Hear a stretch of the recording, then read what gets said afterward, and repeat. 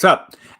Welcome back to the Dynasty Grind. My name's Peter Howard at PA Howdy on Twitter. This is, I guess, not a DLF podcast, but it's a live stream. We work for DLF, and occasionally Zach Reed from the Dynasty Dummies comes and joins us, so that's pretty cool. We were just discussing before the stream if we're going to keep this going, because we just kind of did Week 18 on habit, and because we like talking about football, and I think we are. I think we're going to go through the off-season. We've got rookie evaluations to come. We've got enjoying the playoffs, whatever you do with the playoffs. I don't know much with the playoffs other than fun plays that happen because people post them on Twitter and it's fun to watch a little football. But yeah, dynasty-wise, we're in full off-season mode. So as long as, even if you go away, I think me and Russ probably going to keep it up because what else are we doing? Really, it's not like we have lives. So yeah, probably going to keep this up every week. So if you have any questions, off-season related or playoff related, and I can tell you to talk to Zach and Russ, because I really have no playoff takes at all. But we're happy to talk about football, dynasty football specifically, as much as you want. So drop things in the comments, preferably comments in the comments, not just like garbage that you want us to help us get rid of, I guess. Don't know how you would do that. This is going off the rails. Let's go to the show, shall we? This week we have both Zach and Russ, and we're going to talk some dynasty football with an off-season inclination, I guess. I don't know what those... That was a weird way of saying that. I'm going to go.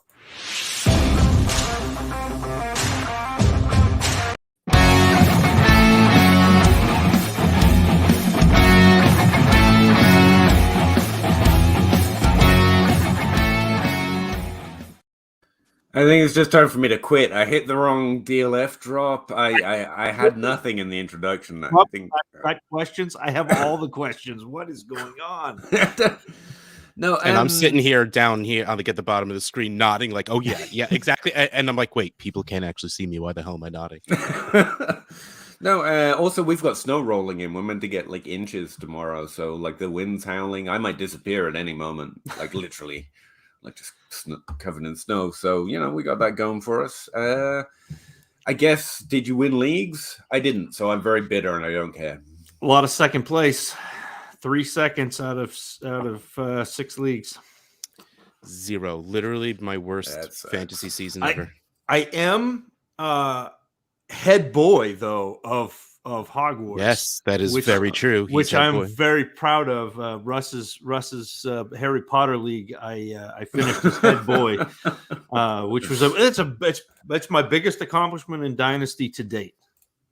I didn't get invited to that one. I assume we all know why. I'm not welcome, but I'm glad you did well. No, I didn't. No, it has nothing to do with like Harry Potter. I just don't like you. Yeah, we know. No, I have pretty much like 100% playoff rate at least. I'm normally in the playoffs, and this year I was done by week 6 in most. I didn't get close. So yeah, my year sucked, and I was trying to put it together as to why, because I get asked like, why'd you do so bad? I don't even know. Like I guess I've got a lot of Michael Thomas, Calvin Ridley on a few spots, but it doesn't seem like enough. Everyone's running backs suck this year. So I don't think it was that. I had enough, especially the early running backs. I just didn't work out this year.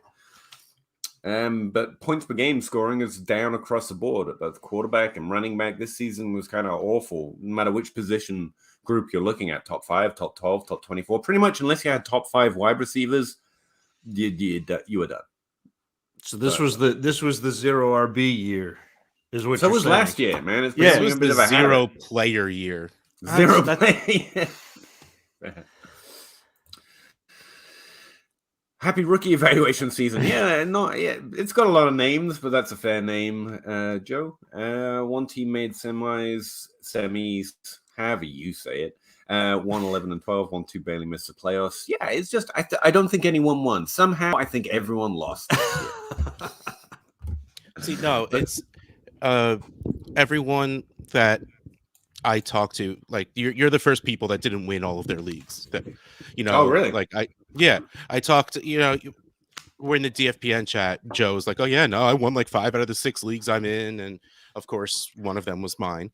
And I know J Mike won some leagues because J Mike won 2. Yeah. Like it's just everyone won everything, and I made 1 finals. And I honestly, I didn't think I was going to come close, but I was winning. And then before the Packers game on Sunday night, I was up by like 17. He had Devontae Adams and I had Jarvis Landry on Monday. And I'm just like, be human, Devontae Adams, and I'll be fine. And then I'm like, I didn't watch any football this week. I don't watch football on championship week. And I just, like, honestly, I usually don't even check scores, but since I was in one game, I checked the score. And then I happened to check at halftime, and Devontae Adams had 28.6 points. So I'm like, oh, well, that was fun. That doesn't look very human. And that's why you lost, because you checked the score. That's I mean, by total, I lost by 6 points, and I really wasn't that sad about it. But Devontae Adams had 3 30-point games to close the season out, by the way. He might be good at football. Yeah, and one 16-point game, just because he's human, I guess. I didn't say he was great. I think that's pretty good. Cooper Kupp didn't have less than 20 points the last 5 weeks. You know what surprised me, having nothing to do with wide receivers? Josh Jacobs only scored less than 10 points once this entire season. I know he's not great, and I think a lot of it has to do with his usage and stuff like that, but I thought he was worse. And don't get me wrong, like scoring 10 or 12 points most weeks isn't really great, but he definitely didn't lose you weeks, which but that's the thing, though. As an RB2 on your team. What, top 24? Anything outside of the top 5 running backs kind of suck. It's more like tight end than anyone wants to admit. Because otherwise, you need Damian Harris, and apparently Rashad Penny is a thing now. Those running backs who produce in spots so that it's easier to start and sit them, I think. But top 24 running backs, like the points don't matter. They rank highly, so the value stays all muted and shit. And you just kind of stuck with them. Like roster cloggers, you have to start. But it's really weird, though, because the last couple of years, everybody has been on early running back. Like that has been the trend. So when I came into Dynasty, it was after during the 2014 rookie class. So all of a sudden it was, wide receivers were drafted highly. And you've seen this, it's a pendulum. You've seen this shift to now where everybody is drafting running backs highly, and they're overvalued. Like there's so much value falling because somebody will take, somebody will take Josh Jacobs in the second when, Russ, you said he didn't ever score less than 10 points, but he averaged 14 and a half. Yeah. So it's like, he didn't do great. There was not much range. He just was, he plugged away, and that's fine. But that's not what's going to get you over the hump. What you need is Boston Scott and Braxton Berrios. That's what you needed all along. That's like I was saying all last season. Just trade CeeDee Lamb for Braxton Berrios and Boston Scott. You'll be fine. You'll be fine. No, top 24 running backs. I've written about this a few times, and it's just that no one cares, especially in the offseason. Everyone's like, yeah, but running back. And I'm like, yeah, they average about the same points per game as top 24 wide receivers, and they lose flex decisions because they score at or above that points per game less often. So they're just these running backs you have to start, and that's it. That's it.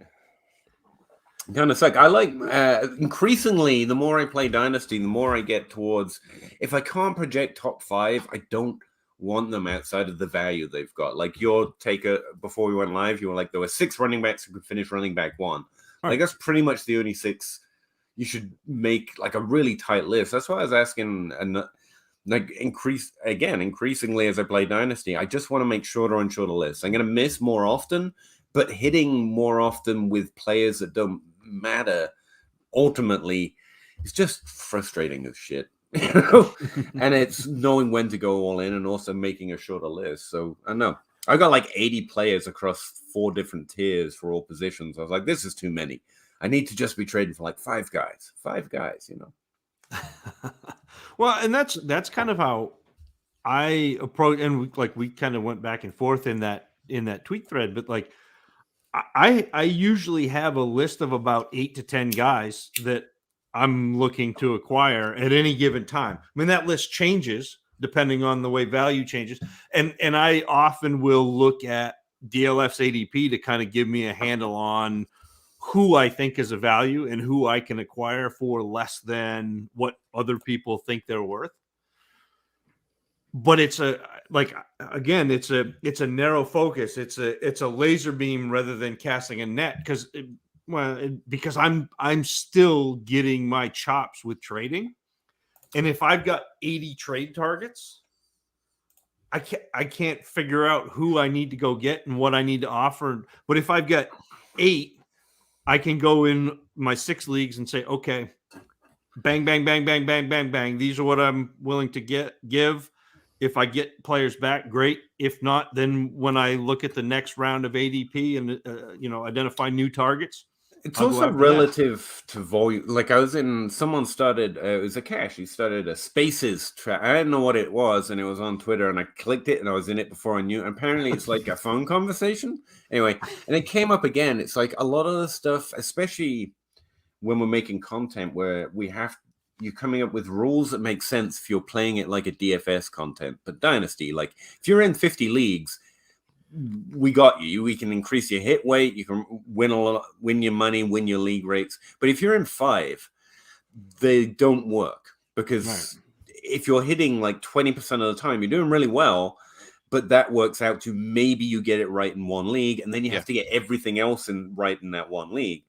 And so if you're in, I'm only in 7 leagues just because I have more fun when it's below 10. If I wanted to have better results, I'd have 20, 30, 40, 50 leagues. And then I'd be able to apply these rules more broadly, have a bigger list to target, and have more championships every year and feel great about it. But I just don't enjoy the grind of that year to year.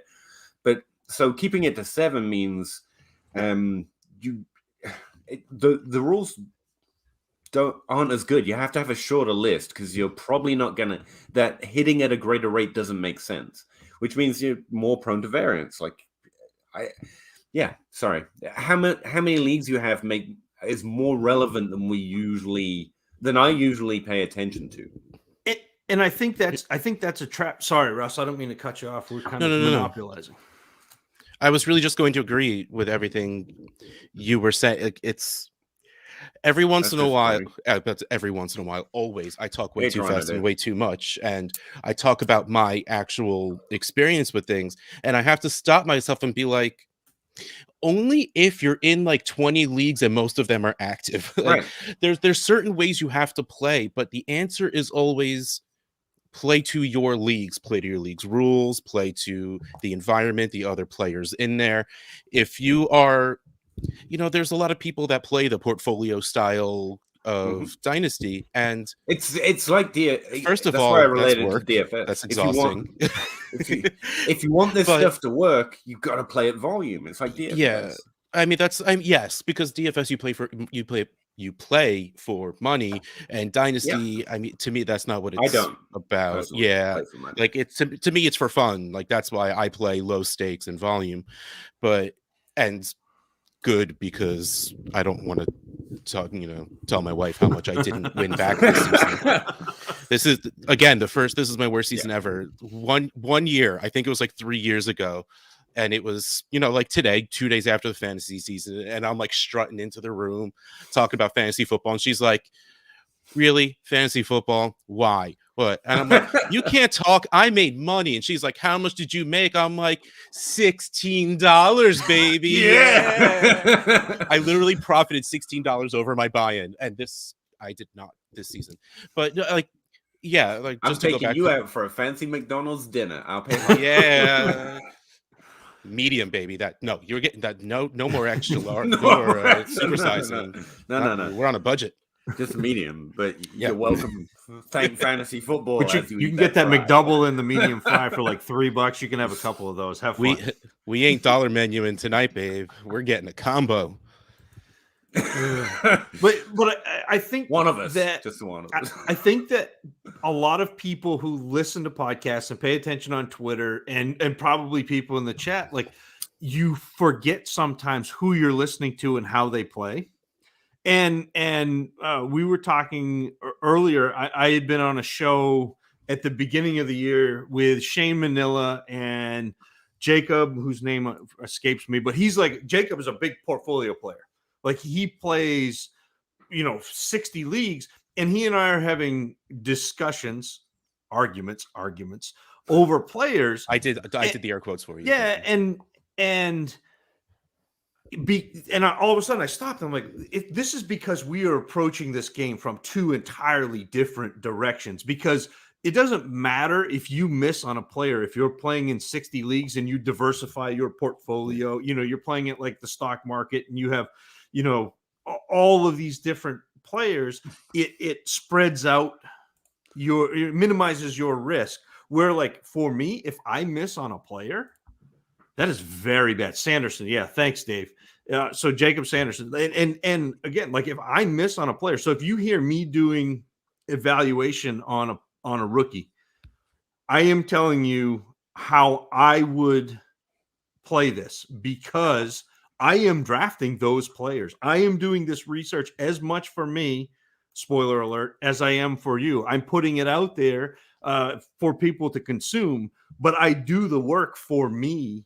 And so when I sit there and say Pickens is legit as a wide receiver, and I have him as my second graded wide receiver this year, even though everyone's going to forget him because George Pickens got hurt and just came back from an ACL. Like George Pickens is a guy that I am going to be drafting in rookie drafts, probably toward the back end of the first, because everybody is going to forget about him. But I'm going to be excited about that because I have him ranked 2.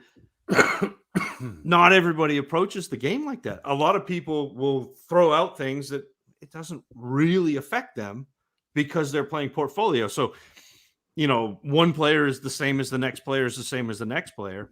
That's not how I play. And it's important to, when you're consuming content, figure out who you're listening to, how you play, and how that style meshes with your style. So what I'm trying to do is make a list, if you don't play in 60 leagues, that I can take that kind of, because I don't. I don't know how to make takes that I can't take ownership of. If they don't hit, my team sucks. I promise you. And it's tough. Like I say, it's about how. When you're making stuff for other people, you also have to take into context that they are playing in different leagues. And like, if you don't say, by the way, Justin Jefferson and Jamar Chase should be your top 2 targets, they'll be like, you didn't say they were good. I was like, sorry, I assume you knew. So I've got like an elite category, and then I've got like a team all guy, who are normally the guys I end up trading into a lot because their value drops, rightly or wrongly, because of their age. But I think going to that variance, because you're just making one play in one league, like Michael Thomas could literally be one of these guys next year. If you don't have Michael Thomas, you're really struggling, and you get him in a slight. And so I like the team all guys this area. And then they've got the ones that are rising, who I really think could be the Michael Thomases of the world one day. And then you've got the value guys, people that I just don't understand why no one wants them. Because not just because they're going to be top 24 running back production, but like they have significant upside and downside and a fairly safe floor. And then you've got, because the question I get the most, because I'm the undrafted free agent guy, is who are the really deep guys? Are going to be Adam Thielen next? I'm like, no one, but here's the list of players I'm tracking right now. And so I got a stash section, and all of that adds up right now to about 79 players. I reduced it by 5 while talking to you guys. And it's just too many because I'm in 7 leagues. I'm not going to trade for 79 players. So I'm like trying to focus in. I know the season just ended and you guys probably like football. So like you're paying attention to the playoffs and stuff. But is there anyone sticking out to you who you want to be on that short list where you only play in 7, 10 leagues? You're not playing at volume, but like who's a Deebo Samuel? No, I'm going to stick it all into a spreadsheet and it'll spit it out. But I haven't got there yet. So I want you guys to tell me first. Like who are those very short list of guys? I mean, I think that, you and I are going to both talk about Elijah Moore because I think that you saw enough about from Elijah Moore, and then he got injured and went out of sight, out of mind. The past 2 weeks, Zach Wilson has looked like he can at least get it to one wide receiver. And I will be willing to bet that Elijah Moore is better than Braxton Berrios. I know it's tough. Like Berrios is good, but I'm willing to go out on this limb and say Elijah Moore is going to be better than Berrios. And Elijah Moore right now in DLF's latest ADP was wide receiver 29. Yeah. I like, and again, in ADP, it really sticks out. And I was asking about his value today for that reason. So I mentioned on Twitter the other day, like his ADP barely moved after a great rookie season. Like, what's going on with that? But I think his value's increased. Like I was comparing him to Chris Godwin. Like, what's the difference? Like you've got Chris Godwin, he's got an ACL tear, but a great player, going to be playing for a few more years and going to be great, top 12 upside. What's the difference there? And, the shops came in and told me, well, smart people would trade for Chris Godwin. Cool. Tell me all the other things that smart people do, because, I like Elijah Moore. And I think right now, most dynasty leagues, Elijah Moore is younger, is going to sustain value into next season. And I think his production should take a big jump next year. This is all right. So I pulled Elijah Moore. He's not Chris Godwin, but I think he can produce, and also, ultimately Chris Godwin wasn't Chris Godwin. It's like a year. No, exactly. That's the thing. They increase. Yeah. I think that's so. That's the thing. I pulled up Elijah Moore in the DLF trade analyzer, just because to take away ADP and trade value. Here are when I typed his name in, here are the suggested. Oh yeah, Juju all the way. Marquise Brown, Devonta Smith, Jerry Judy, Mike Evans are the players listed around him. And I think, okay, that's right. Okay, hold on. I mean, the easy dynasty take is if your team sucks, go for the young guy. But I mean, if we're just talking dynasty, I'm playing for next year, short teams, like this is a guy I'm going to go all in. Is it Elijah Moore over those guys? I don't even think it's if your team sucks. I think That's if I've got Mike Evans, if I just won the championship and I've got Mike Evans, I'm sending Mike Evans to get Elijah Moore. Same I thing. did that on a rebuilding team a few weeks ago. And so to me, like there are, and Jerry Judy, as much as I like Jerry Judy, Elijah Moore, what? I'm starting not to. Like I've been told he's great forever and believing it, and so far, like I'm like, there's nothing great. I don't know. I mean, I like Jerry Judy, but I am willing to make that shift to Elijah Moore to buy back years to have that, again, to have that similar floor, but have a potential at Elijah Moore becoming, something better than Jerry Judy. I mean, this is the type of move that I'm looking to make, and I think you're going to see him go lower than Devonta Smith. Although if Devonta Smith is in that same range, he's another one of those players. Would you trade specifically these older, very good and going to be productive wide receivers? Like Mike Evans, still good. Chris Godwin's still good. And I like Team Old Guy. Like I like it a lot. But Michael Thomas, Stephon Diggs, Keenan Allen are on that list for me right now more than Mike Evans and Godwin. Or would you try to trade draft capital for them? Obviously, it's different leagues. But if you could do either, which would you do? When I add the Team Old Guy wide receivers so I start to build through trading running backs to get young wide receivers. Then I draft running backs in a draft class that I've identified. Like we've had this conversation where I identify a draft class where I'm going to go get 4 or 5 running backs or 3 or 4 running backs. And so I have my young receivers, I add my running backs, and as soon as I do that, that's when I'm trading for Team Old Guy. Mm-hmm. That's when I'm sending my picks for the next couple of years, and I'm saying, okay, I want Michael Thomas, I want DeAndre Hopkins, I want Mike Evans, I want these guys who are not going to cost me everything because people see 28, 29 and they say no. I mean, even like a Brandon Cooks. Brandon Cooks is on so many of my rosters because he's wide receiver 40 or 41 or 42, literally according to consensus. Yeah, but he's great. Like no matter where he is, what quarterback, give me any coach, it's fine. Come on, let's go. And so like that's kind of how I will do things. And then you get to this point where your old wide receivers are old. Like the guys, the old guys that I trade for will die on the vine on my team. Like that's just how I do it. The young guys become these veterans with value that I'm willing to trade for new young guys. and then I start that cycle again. And that's just how I have been successful doing it. It's not the only way to do it. It may not be the best way to do it. I think Elijah Moore is a solid answer to the question as well. Yeah. Sorry, I'm not trying to interrupt. No, that's just like he's the type of player. I mean, Russ just said that Devontae Smith is in that same kind of area. He's another player that I think is really good. Maybe didn't have the best rookie year, but is very good. But again, 7 leagues, you're kind of going to get one or the other because there's too much value to get both. You would take more. I would take more because I think that you can get him for a little bit less, and I think that there is just as much. Yeah, I do. Just because when he came out, people paid less. Yeah, and then you had the injury, and he's again out of sight, out of mind. Psychologically, that makes a big difference. That's one of the things your league can decide for you, I guess. Like you send the same offer to both, see what happens. I don't mind that. Russ, do you have anyone? And we can go running back too. I think it's really interesting.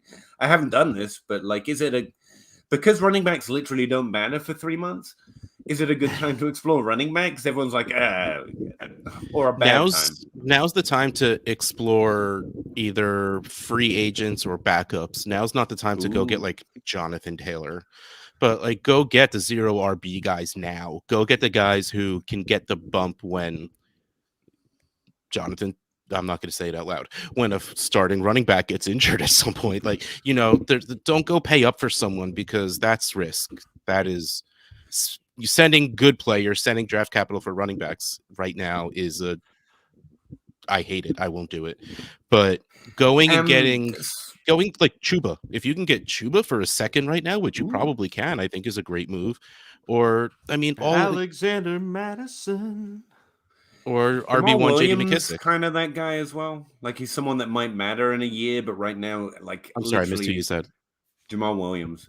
He only came out because everyone was talking about AJ Dillon so much. I was like, I remember Jamal Williams. He was pretty good this year in reserve behind a very good running back. Like, would he be in a year? Is he going to be one of the backup running backs we want to stash? And then you said that, and I was like, does Jamal Williams fit?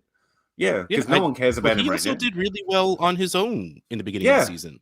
In the beginning of the season, they were splitting. In Detroit, yeah. So, because. That's interesting. Thankfully, he's out of Green Bay, but like he always did well enough to annoy Aaron Jones. I mean, if he could split with Aaron Jones, good enough. To be fair, so he will, even if he doesn't work his way into an actual committee, he's the kind of guy where a team will feel okay. Oh man, our guy got hurt.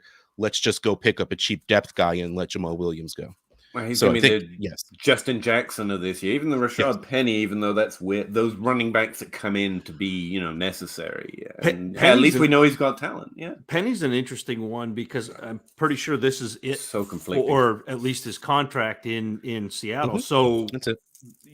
He's a potential Melvin Gordon, where everyone is like, "Oh, Melvin Gordon's not going to go anywhere. He's going to be bad. He's going to be out of Los Angeles." And then all of a sudden he ended up in Denver and his value came back-ish, but his production definitely came back. And so, yeah. I don't know what to do. I don't know where to... I like things to make sense, and the only way I can make this make sense is Seattle sucks. Like I don't. Yes. Was my rookie evaluation wrong, or did they literally sit on a running back who was actually very good for 3 years for no reason, and then we're just like, we'll put him in this meaningless stretch, not even saving him for something. Just he was hurt. This is a meaningless game. Let's put him. He was hurt a lot, but when they gave him carries, he always did pretty well. He was 100 yards, like 15 carries, 100 yards. Boom. He's been healthy and playing, not even the backup behind Chris Carson. Instead, they chose CJ Procise and they chose, where was that other guy? DJ Dallas. Like they put literally the kitchen sink ahead of him and it's just this year they didn't have any more kitchen sinks left. And it's like, oh, he's actually capable of, I mean. I stick by my Seattle needs to clear house. They don't know what they're doing anymore. Let Russell Wilson go for a ton and just start over. I mean, I would accept this is just he had a really easy schedule. Okay, so he's not actually but I mean they've had a need for just a plug and just we need anyone before and not chosen to put Rashad Penny in. But apparently they've paid other guys to do it when they have this first round pick who apparently could have done it. I just thought I was wrong and he wasn't capable of doing it. And now clearly he is. And so make it make sense. Joe Herbert says Joe Davis is interesting as like a guy to go get. He's almost the exact guy that won't make my list, though. I mean, he should be on the productive. Like, I get it. But I don't think I don't get it. I don't see it with Gabe Davis. He's like a Zach Pascal, but you have to pay for him. I don't get it. He was on my list, and I remember you and I having this conversation in his rookie year. Yeah, and I was like, he is a player you want to get because if he ends up with a little bit of volume, he's going to be somebody that people talk about. And like this past year, you could have traded Gabe Davis.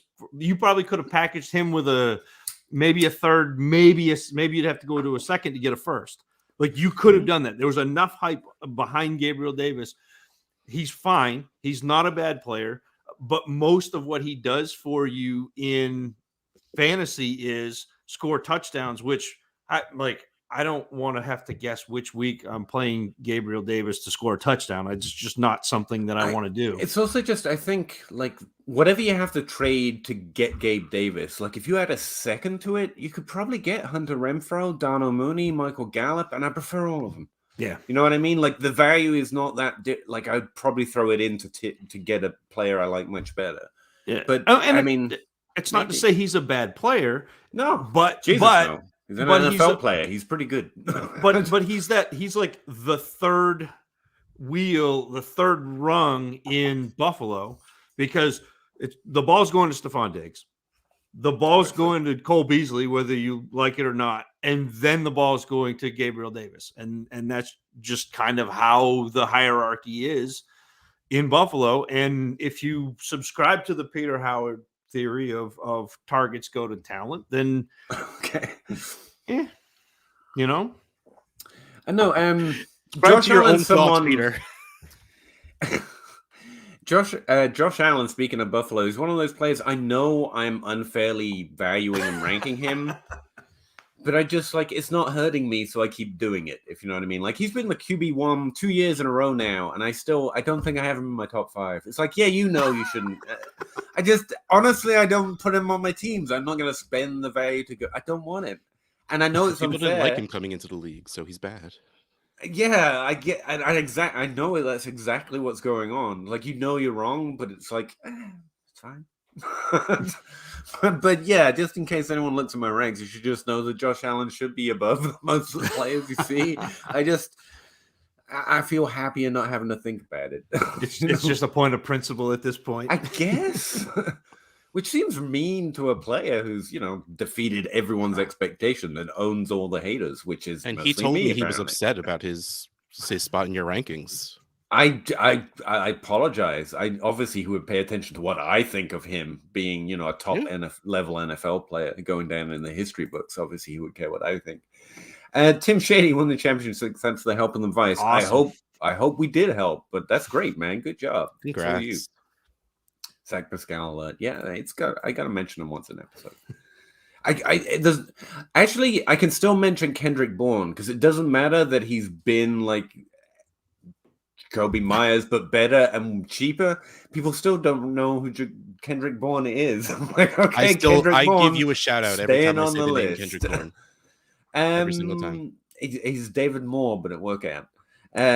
Davis, as a rookie, led the Bills in red zone targets. Fun facts. No, that's cool. Like, again, he's a capable player, and if you're getting red zone targets on the Bills, you're going to put up numbers. But that's the thing about red zone target numbers, though. While targets go to talent, where you get them can change. They also didn't have a tight end that year. Red zone targets change fairly rapidly. And the real red zone target on the Bills is Josh Allen. That's... He doesn't even have to throw it to himself. Although maybe he's just like...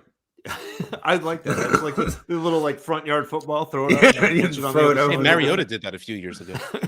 I got a touchdown and a completion on that. It was fantastic. Like a touchdown. I don't remember that. It was a touchdown pass and a touchdown catch. It was great.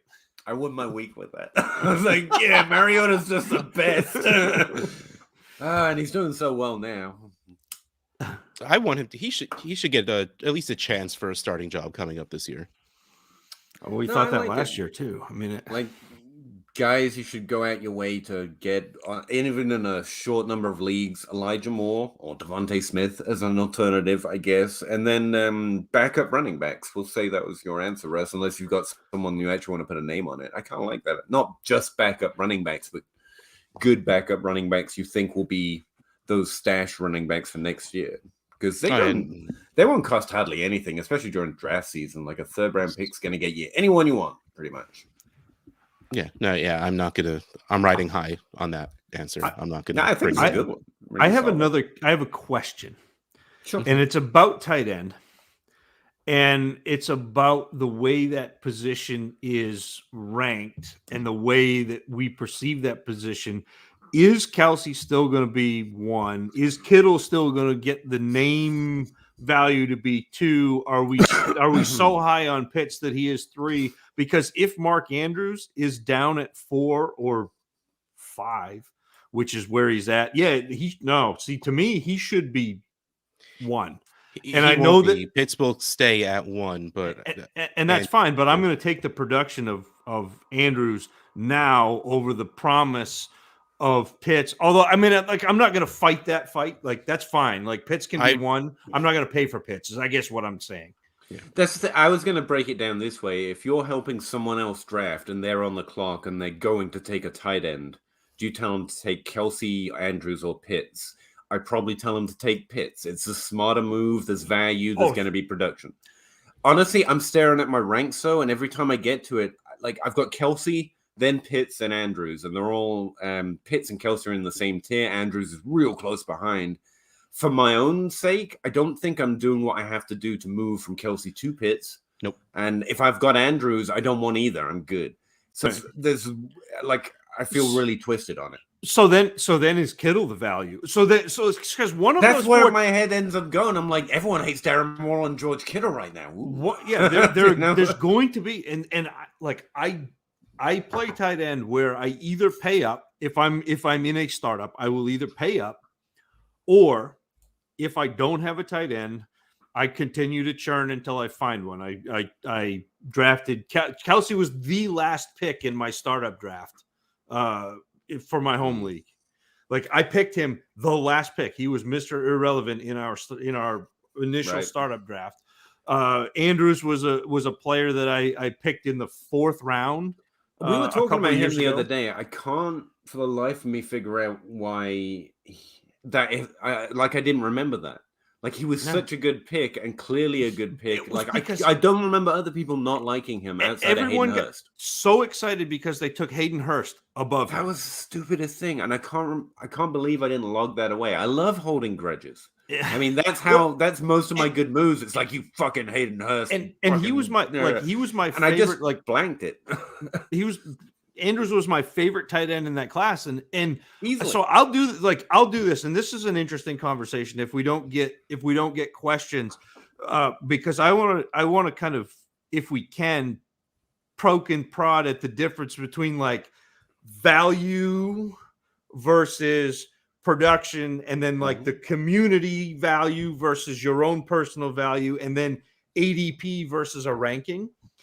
And I think it applies to the offseason. It applies to both adding veterans to your team, but also rookie evaluation. Because when I do rookie evaluation, like last year, I had Rondell Moore and Jamar Chase graded out exactly the same. You did not have to draft them at the same spot. So, like, you could get Rondell Moore at 201, and you have to take Jamar Chase in the top 4 picks. So to me, there is such a difference between all of those price things. and value of Pitts was always off for me. Like, I mean, Bob Gilchrist and John Bosch can owe me all they want because they're the masters of value, and they're right. They're perfectly right. But it always felt like the price didn't meet the value. Like, you couldn't pay what you needed to get Pitts, and in walked Bob saying, "Oh, here I paid Travis Kelce and Terry McLaurin." Yeah, great for you, Bob. You're very confident in your ability to fix it if it goes wrong. I think most players weren't paying up like Tyreek Hill. Like, the value didn't seem like, I didn't believe you'd actually get that price in your leagues. And right now, because 1,000 yards isn't what everyone's now listening, I guess, hopefully, to mean the fact that just because you hit 1,000 yards as a tight end doesn't mean they were a great start every year. Like, that's the thing. He did exactly what we thought he was, and I just kept pointing out that will be disappointing. Like, that's. I mean, you have to assume he gets better. Yeah, and it's just touchdowns. I'm not going to bet against Kyle Pitts being able to score touchdowns in the same way that I never betting against Evan Ingram scoring touchdowns, yet he's continued to perpetually do it. Also, the only other tight end that has quite this good a rookie year in the last 10 or so. But I'm not making an actual comparison. I'm just saying it'll be very, very easy to. But anyway, but no, I think Kyle Pitts is going to be great. He's going to be the tight end one, so on and so forth. But it seems like the value got so high so quick that the price was never right. And it's going to have to stay there because he will get better and the production will come. But the price can never meet what the value initially hit, if you know what I mean. So, like, I don't know what to do with that. Also, BJ Lee, I want to come back to this one, but Zach's kind of spitting. Let's do Terrace no, it's Marshall a different position. So, let's stick on it for a second. All right, Pitts and Andrews are my two long-term tight ends. I would be fine holding Kelsey in a contender. Yeah. And I've got that decision to make where I've got Kelsey on a team that just finished second again in Olympians, and I've got to figure out. I've got Kelsey, but this may be the time where I move him and start to rebuild my entire team because I kind of did it through smoke and mirrors and Sony Michel, and that's not going to be the play. But so the Pitts thing, where I think that the conversation needs to happen, where because Pitts was a rookie and because you were drafting him in a rookie draft, that is valuable because rookie picks are replenishable assets. Like those every year, you're going to have 1, 2, 3, 4, 5, or however many rounds your rookie draft is. So you get those every year. So spending a first to get Pitts because everybody else was losing their mind over Pitts is a great value. But trading for him once he's rostered is not a great value because now you're paying what everybody thinks Kyle Pitts is worth because the first round pick is not worth what Kyle Pitts is worth. Try to go sell one of your first round picks right now for Terry McLaurin and Travis Kelce. You'll get laughed out of the building, but you could do that for Kyle Pitts after you drafted him with the first. And that's the thing. And that was J Mike and I came on last year. And I was firmly in the corner of Kyle Pitts is a tight end. He's probably going to disappoint us because that's what tight ends do. There are very few difference-making tight ends, but it doesn't matter because everybody thinks he's going to do this. So draft him with your rookie pick. And then if you don't want him, trade him. And if you've got a situation where you can hang on and see, that's great too. Ultimately, my answer is I don't know. If you're asking me, I'm going to say value Kyle Pitts as a tight end one. I think that's the safest. It's going to hit very often. He's going to catch touchdowns eventually, but again, I said that about Evan Ingram, and he's already had more yards than Evan Ingram did. So he's a better prospect, been better in his rookie year even than Evan Ingram.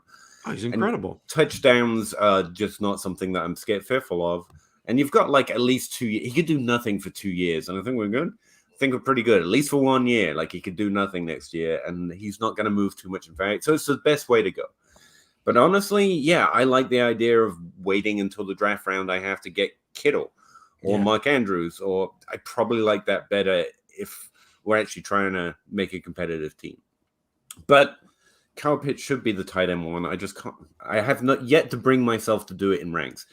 BJ Lee asks, you think Terrace Marshall was droppable around next year around draft time?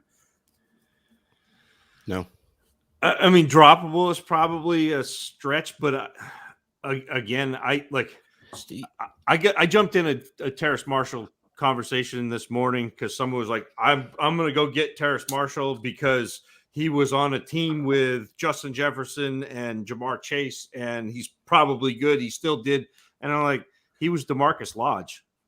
Like, he literally was DeMarcus Lodge, where you had A.J. Brown and DK Metcalf, and everyone was like, well, DeMarcus Lodge must be good because they were there and he still got he had a less than an 11% share of the completions. Like he's DeMarcus Lodge.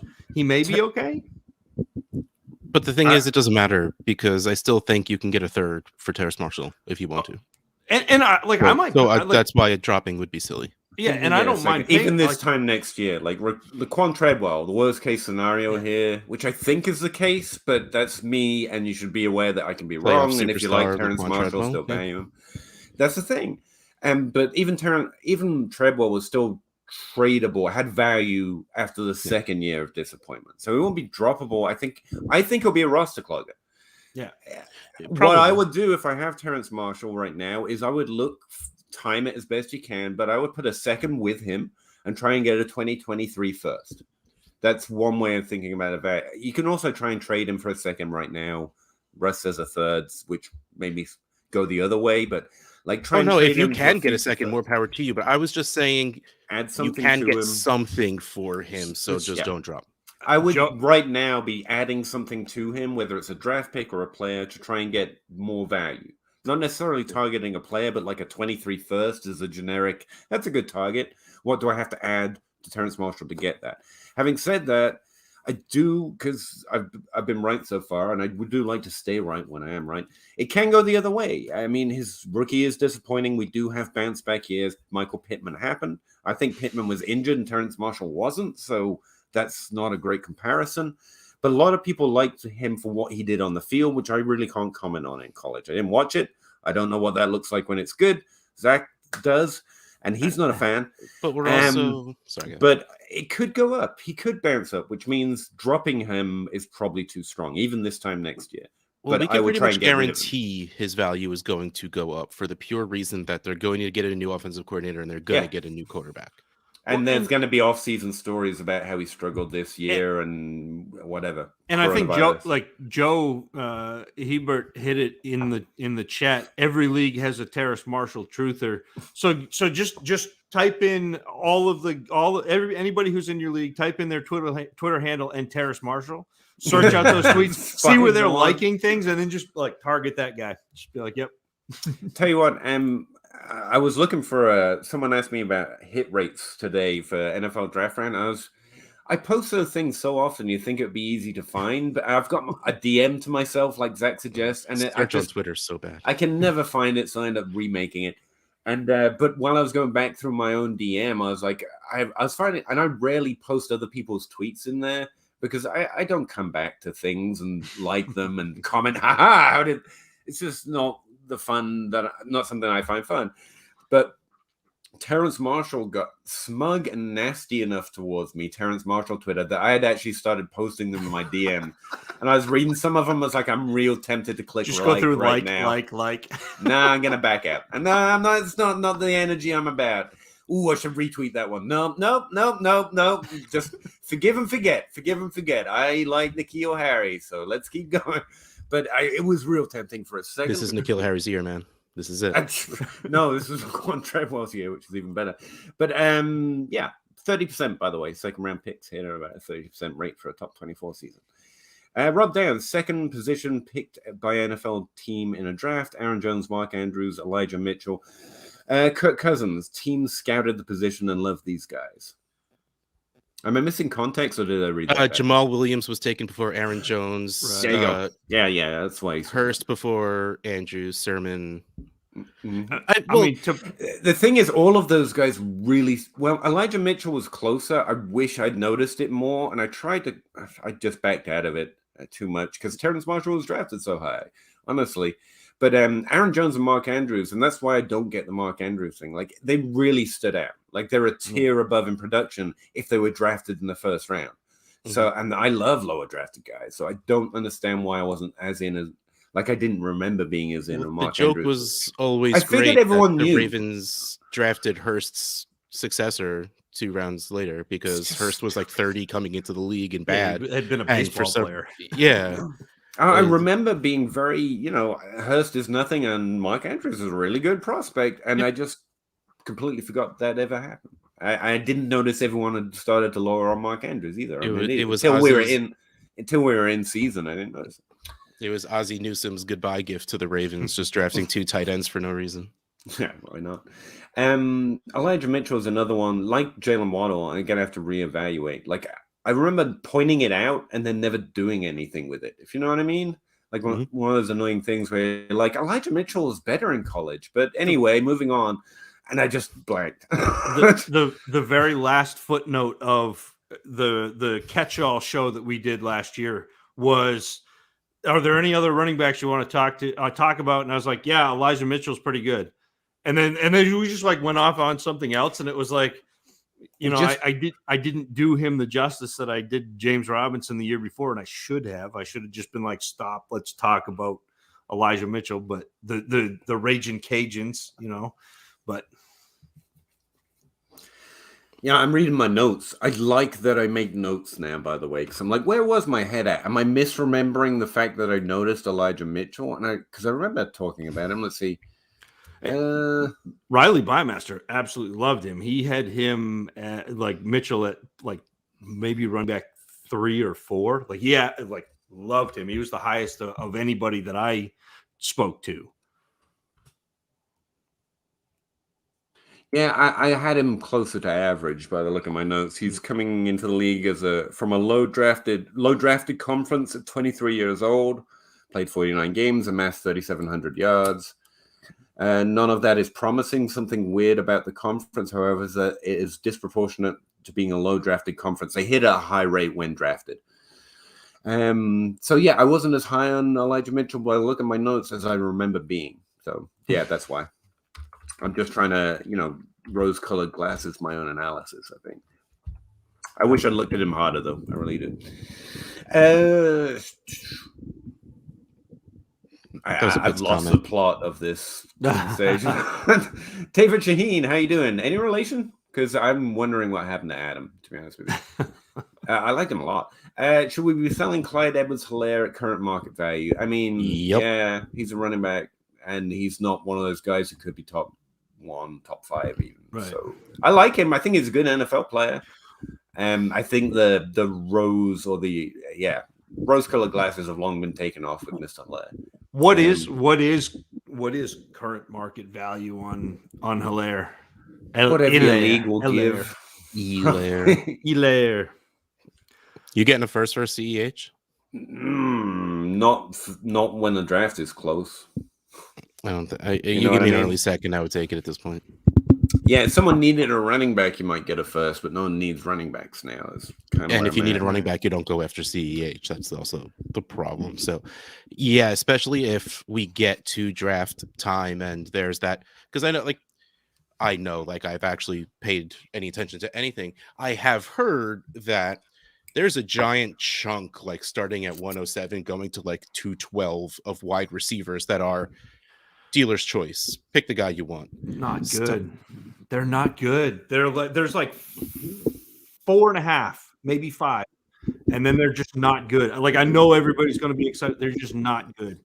I know this might be, especially since I haven't looked at the rookie class, but just based on what I've heard, Clyde Edwards-Helaire is a great example. He's not worth a first, but you really don't want to trade him for less than a first value. So what I try to do is put him with something and go get that value instead of just trying to trade him straight.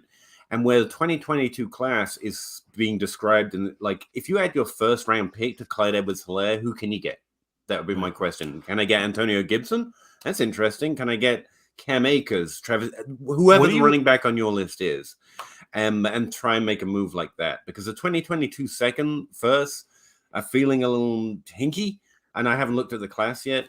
And Clyde Edwards-Helaire is never, like Russ says, going to bring you the value that you really need for him by himself. But So I think the pick is also more versatile of a value to for sure. What do you think you'd have to put with Clyde to get Dobbins? Because that again, you think you'd have to put up first to get Dobbins? First, people are higher on Dobbins than I am, but also you're not. No one's doing it for a second. CH in a second. Like you're not getting anything of real That's the value there. thing. So maybe you don't. Maybe you don't sell. Go for one of the running Like- backs you really actually do like, and try and add a first or a second, whatever it takes to Or- a Clyde Edwards-Helaire. Or you go Do it try that to put him in a second and get Elijah Moore, or Yeah, whatever. yeah, it is. yeah. Yeah. Trade position. That's the thing. Yeah. Like no one, even running back truthers, don't care about running backs right now. So you kind of got to be, people that not to Twitter meme it, but there are players who put more effort into stacking their running backs, or just in general. Even they're like, yeah, I don't have to do that right now. Because the draft can change so much for a running back. Everyone's worried about a wide receiver being drafted ahead of Amon-Ra, but wide receivers take longer to develop. Even a good rookie season like Rashad Bateman doesn't completely destroy the potential of the current wide receiver one there, like Marcus Brown. Not that that's a clear-cut comparison. Whereas running backs, if they draft a Travis Etienne, like we saw with Robinson, there's just a lot less hope. So even people that really focus running back a little more than most know that there's more risk in them right now, where they don't need one next week. That's what I'm saying. Something like that. Feel like I've bored Russ. I feel very bad. Every league has I wasn't Terrence even Moss listening, trigger. so don't worry about it. That makes me feel so much better. All sports. Thoughts on trading Eckler and Keenan Allen for 2020? No. The 107 and Cam Akers. That is light. I Start, wouldn't trade Keenan Eckler Allen's for awesome. that. And Eckler is okay, yeah. I don't care that Eckler's 26. I don't care that they're on the same team. I don't care that Keenan's like 28. Just don't care. They're better and on a very good offense. So, and I think it is great of the Rams to be nice to Cam Akers and activate him so he can add to his pension and get the year count towards free agency or whatever it was. Like that's legitimately awesome. But it's great. Like he looks like he can run, and that's great. It's amazing. But frankly, yeah, we still don't know what that looks like in football. It's two very different things to be in shorts and dancing around cones, not to downplay it because I can't do that now, but that's a risk, man. There's no, even if you're getting younger, blowing it up, rebuilding, retooling it, give it whatever name you feel like, I don't think that's the right way, because that Akers isn't the kind of guy you go for in that situation anyway. So if you want to move towards picks, first of all, I need something earlier than the 107, because Eckler is the RB2, was at the top. I think he was 5 last year, and there's no reason for that to go much further down than that, even though he's a year older. So I am very much not a fan of the pick and Akers side. Yeah, Eckler's just kind of who we produce, like how we hope Cam Akers can produce. And he's going to be top 12. He's going to be a top 12 running back in dynasty rates and stuff. I think the value is secure. It's just whatever the difference is left over, a first and that doesn't equal Keenan Allen for me. That's kind of what I'm boiling it down to. But I think if you want Cam Akers, that's kind of the deal you're going to be looking for, because whoever has Cam Akers, this is how they feel. So, I mean, if you want Cam Akers, that's it. Shavini. I'm going to say Shavini. What is the mechanism that allowed Calvin Ridley to catch a lot of touchdowns from Matt Ryan, but not as many for Julio Jones and Kyle Pitts? Just a coincidence, or is there something else going on? Pure, unadulterated awesomeness. He's just damn good. A Tibetan mammal. It's yak, man. Because he can catch the ball and then end up afterwards scoring. And I also think that Ridley and Matt Ryan in his later years has gotten worse and worse about this. He does not throw guys open. Like Matt Ryan does not want to throw the ball down the field to a covered Julio or even a covered Kyle Pitts. Like most of the time you see Kyle Pitts get the ball, it's on a slant or a seam where he gets open. And those are the routes that Calvin Ridley absolutely excels at. I mean, watching him in college, like I didn't realize that he was going to be able to produce after the catch the way he has, but getting to an open area in the field, Calvin Ridley is second to none at that, being able to do that versus man, versus zone. It doesn't matter. He creates separation and gives the quarterback a place to throw the ball. I think that's what's going on. If I were gonna guess. Well, here's the thing: the discrepancy between Calvin Ridley and Julio Jones is a little exaggerated. Like Calvin Ridley had 22 red zone targets in 2020, which is great, and Julio Jones did that in 2015. Right. The other 2 years, Calvin Ridley had 8 targets both years inside the red zone. Like Julio Jones doesn't have less than 10 in any other year. Like Right. Julio Jones got targeted plenty there, and he converted them about the same rate. Like But it's kind of a myth. It's not true. They're different targets, though. Like Julio's getting the contested fade in the back corner of the end zone that Matt Ryan is like, I'm going to throw it at Julio, but it's not really catchable.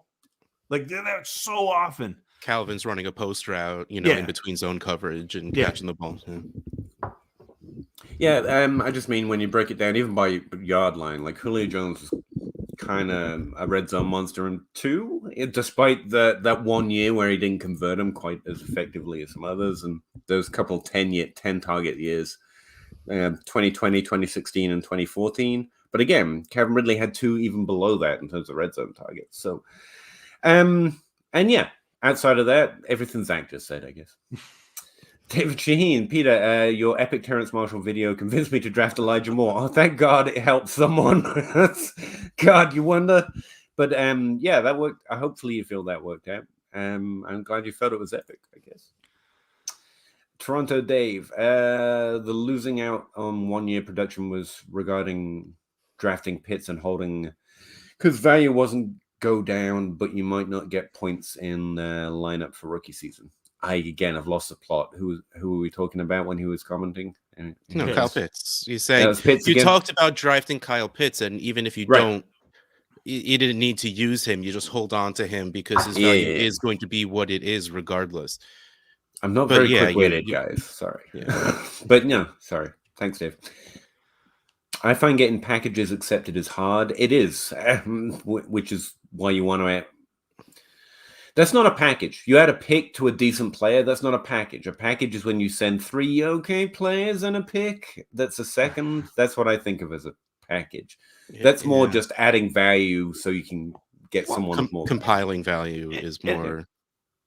Yeah, and it depends on where somebody is in their build. Because if I'm looking to get a lot more assets that I can then go turn around and trade, then I'm a lot more willing to accept a package of players than I am if I'm trying to consolidate and score points. I will think of a package as like, I want to get rid of Jalen Reagor at this point. So I add, I don't know, Zach Ertz and Kendrick Bourne. And if you add up all of their trade calculator value, it equals, I think that's what the big argument against calculators right there, baby. Yeah.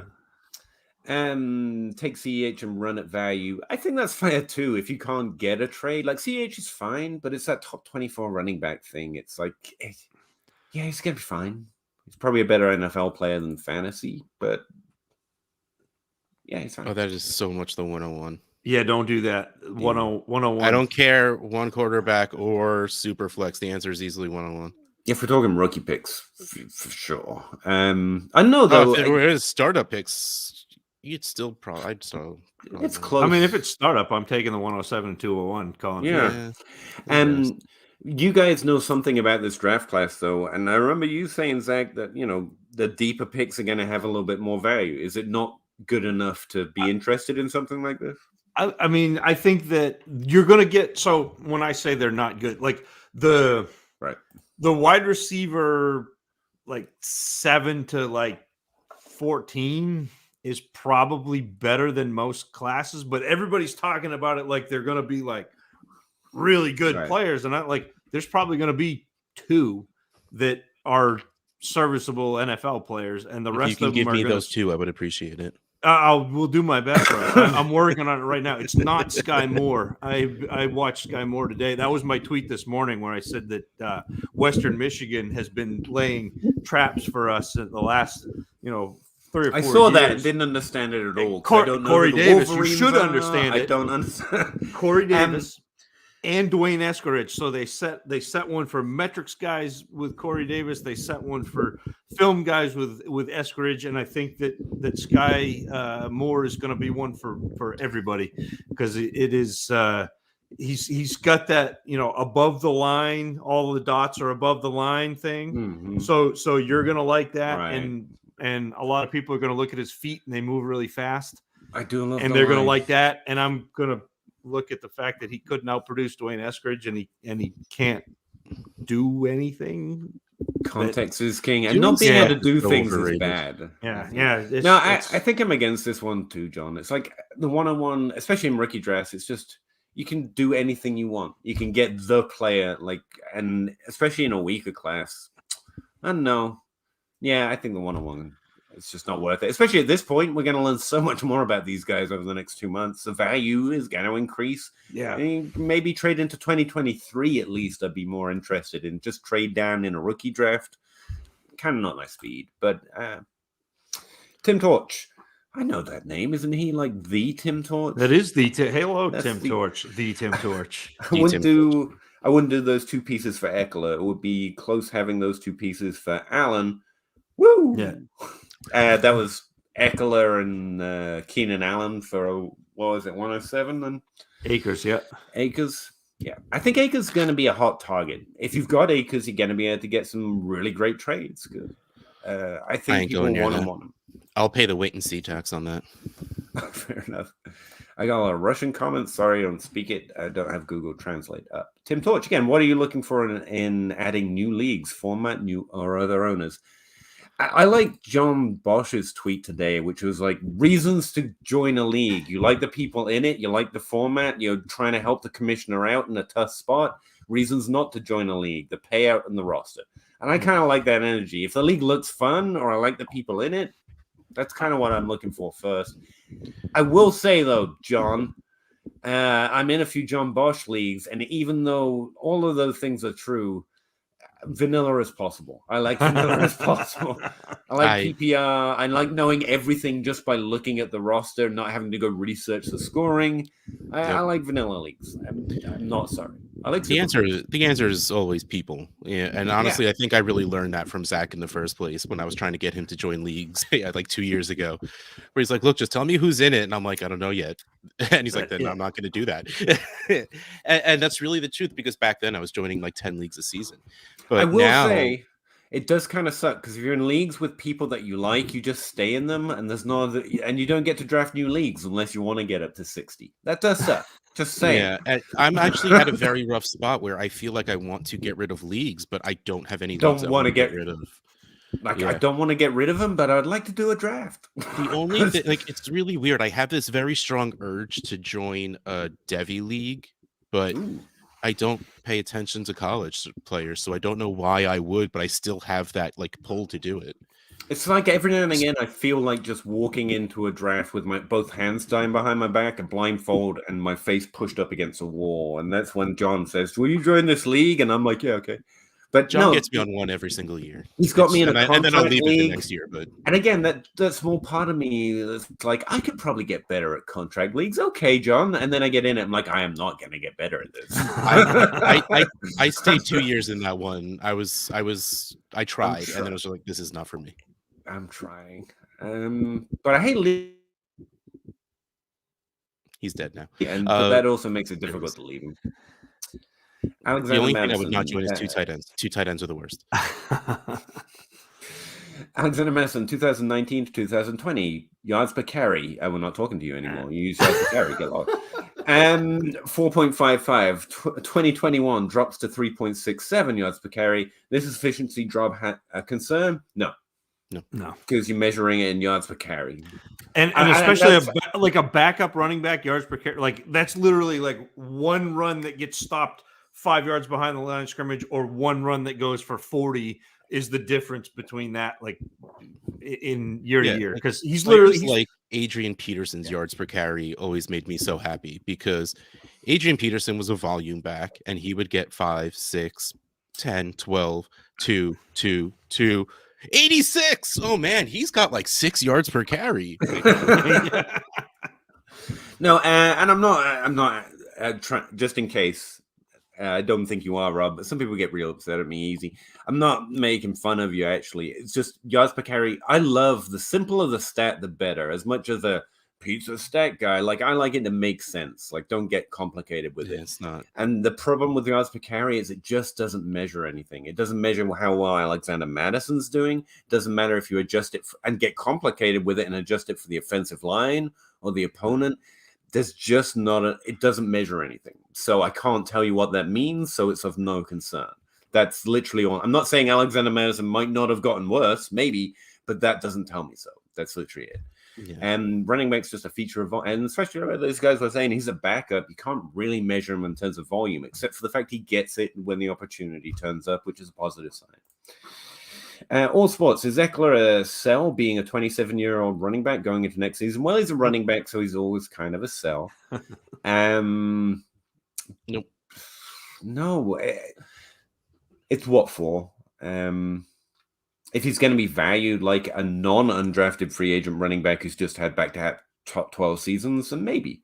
If I can trade him into the wide receiver position at a decent value, I think that's a good idea. But I think most people are aware he's undrafted. He's 27, and so trades are difficult to get done. And Russ is better at trades, and he just says no. So, I mean, you don't get rid of him just to get rid of him. He's going to keep scoring points. Yeah, good player, good team, and that's his role now. The undrafted thing should Herbert not matter. A lot, and he's a pass catcher. Words. It's also good, just to borrow some narratives for players getting bolstered purely by the narratives. Good team, going to be going to the playoffs. Great quarterback. I mean, if you want any surrounding... Yeah, if you can get top 5 running back price for Austin Eckler, then yeah, I think you sell him. If you can get top 5 running back price for a running back, it's always kind of interesting. That you sell them anyway. Yes, I agree. Well, that like we talked about there are 5 or 6 guys who can be the running back one. Eckler's one of them. I think Dalvin Cook, like when we're looking at this going in, not right now, but when we get to like June and July and August, those are going to be players that you want to be targeting because they are going to be undervalued because you're going to see that 27 next to his name and you're going to be like, wow, man, this guy's old age cliff. It's the 8. Well, okay, but he's probably not going to fall off it on the way to the stadium to catch 7 balls and have 65 yards rushing. Like he'll be fine. Don't buy him now because you assume all of the risk of off-season training and preseason and all of that where he could get hurt. Yeah, all of these things. But headed into the season, that's going to be. And I was going to say the good thing about Eckler is he's not going to get a season's coming bump either because he's 27 or because he's undrafted, and people are that way. But always be exploring trades. That's essentially what Russ is saying. I think like if you can get a really good trade for a player, you can always take it. But we suspect Eckler is not going to get you the value you need. But explore him. If you get that value, make the trade. Drake London, baby. Is that like a rapper or something? Drake. Is that an Austin Powers? Is that Drake's last name? The baby gives it away for me. He feels like a little bit better JJ Arcega-Whiteside to me, but we'll talk about that later. Yeah, it'd be bad if he was a worse JJ Arcega-Whiteside. I mean, Peter and I fought that battle before, and I'd just like to say that James Robinson is really good. I know what you're talking about. No idea who that man is. Wayne Dale Robinson is intriguing. No, I just whiffed on that. That was one of the year. That was the year I learned not to be okay having a lower pick because I like players down there. Like you really got to target players in a rookie draft, in my opinion. Because just one that you like more than most falling to you is probably not a good thing. I got a lot of Whiteside because of that. I was like, he's falling to me. Yeah, good job. Yeah, he is. Wayne Dale Robinson is intriguing. I will believe you. Wayne Dale Robinson? Wandale. Yeah, it is interesting. He was a kind of a hybrid running backy guy at Nebraska and then transferred to Kentucky and was used more as a wide receiver. Is interesting is I saw today Fusu say he's closer to Elijah Moore than Rondell Moore. Which that puts you kind of in between the range. I just want Rondale and Wandale on the same team. It's all I want. It's just a small, it'll be Christmas next year. Try it. I liked him. I was hoping I would like him more. Like Elijah Moore? Or no, I'm not doing this. Joannis is trying to hide behind a new profile picture, but I recognize your name. You're screwed. I know who you are, Joannis. Welcome back. I don't know. Did he declare yet? I don't think declares have completely happened yet. Normally, there's a big window where players. There's been a few but we're not at the close of the window right now. Oh yeah, no. We're not at the everyone's doing it kind of time. Which is normally when I pay attention. Yeah. Like I want to do all the work and then find out there's 5 new players I've got to not profile and 5 new I've got to actually profile. Joe Herbert, I don't think Wandale has declared yet. I think we don't know. Cool. Is CMC still worth 2 firsts? 22 firsts. Not right. You don't buy running backs right now. That's pretty much unless you're getting a significant trade. And backup running backs. We're buying backup running backs if you're trading for them. Running backs at all. Is he worth it? Yes. For me, he's worth it. I wouldn't be doing it. I wouldn't do it, but yes, I agree with you completely. Like CMC versus Jonathan Taylor is gonna be a redraft debate, and I think it's gonna be a fun and lively one. And I don't know who's gonna be right. Now in Dynasty, that means JT wins hands down because he's younger. But if you're getting JT at what's Jonathan Taylor worth? Significantly more than that. I saw in a Trade Addicts league, Jonathan Taylor went for, I think it was the 106, the 111, and a 23 first. So yeah, and so you're going to be getting a discount basically with similar expectations of production. That's always going to be interested in Dynasty. But when you're buying a running back, you got to have, especially an older running back, you better have the right team for it. So is he worth it? Yes. I wouldn't do it right now. Toronto Dave, I'm very specific in what I want for new leagues. 12-team, half-point PPR, you animal. Mm-hmm.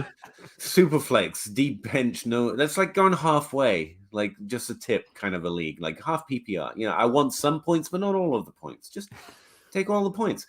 Superflex, deep bench. No, you can play them when you want. No IDP. I have been kind of missing kicker and defense because I get a lot of those questions. I'm like, I don't even know. Right? It's been so long since I started a kicker or a defense. I haven't paid any attention to it. Yeah, I just tag Linda, and she's like, Pete, I don't do defense. I do kicker. I'm like, yeah, it's basically the same thing. Special teams. Apparently, it's not.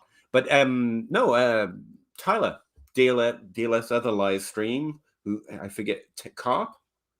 That's his second name, right? Who? Is Russ Frozen? Tyler from the Ask DLF stream. Carp? Carp, thank you. I was right. Okay. Yeah, he does kicker questions because I had to tag him once because I had no idea. He does everything. Yeah, and you have a question, ask Tyler. He knows. And I would check out Linda Lyons in all seriousness, especially for kickers, but just in general, she's awesome. And she has all the DST takes you want. You weren't asking Toronto, Dave, but I will not miss an opportunity to plug people doing good work. So, yeah, I think that's a fine format. That's vanilla enough for me. I know what's going on, so I like it. Yards per carry is not an efficiency metric. It's not really a metric.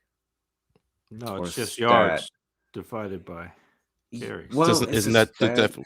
I'm not quibbling over while I Google the definition of metric. It's not really the definition. It's just it's kind of this number that exists, but it's not good for anything. Like it doesn't tell you anything, and it doesn't measure anything. It's just a thing. So you can call it metric or stat. It's just I have no idea why. Just don't pay attention to it. Unfortunately, it doesn't tell us anything. Who was it? I keep doing that, asking you who is who when I'm not explaining who I'm talking about. But someone once did a study on statistic stability, which is basically how many times you have to see an event before that event describes something the player is doing. And for yards per carry, basically Frank Gore is just about to tip over the carry mark. Like that's how many times you need to carry the ball before yards per carry has anything about you. And he's the one sample. So like we don't know if it's good or bad yet, but we've got one. Like that's how useless it is. And that for NFL statistics, it's a particularly useless one. It's descriptive. Yeah, in the way everything kind of is. I guess it describes something, but I don't even know what it's describing because it's not what the player done. It's not what the team's doing. It's not what the defense is causing.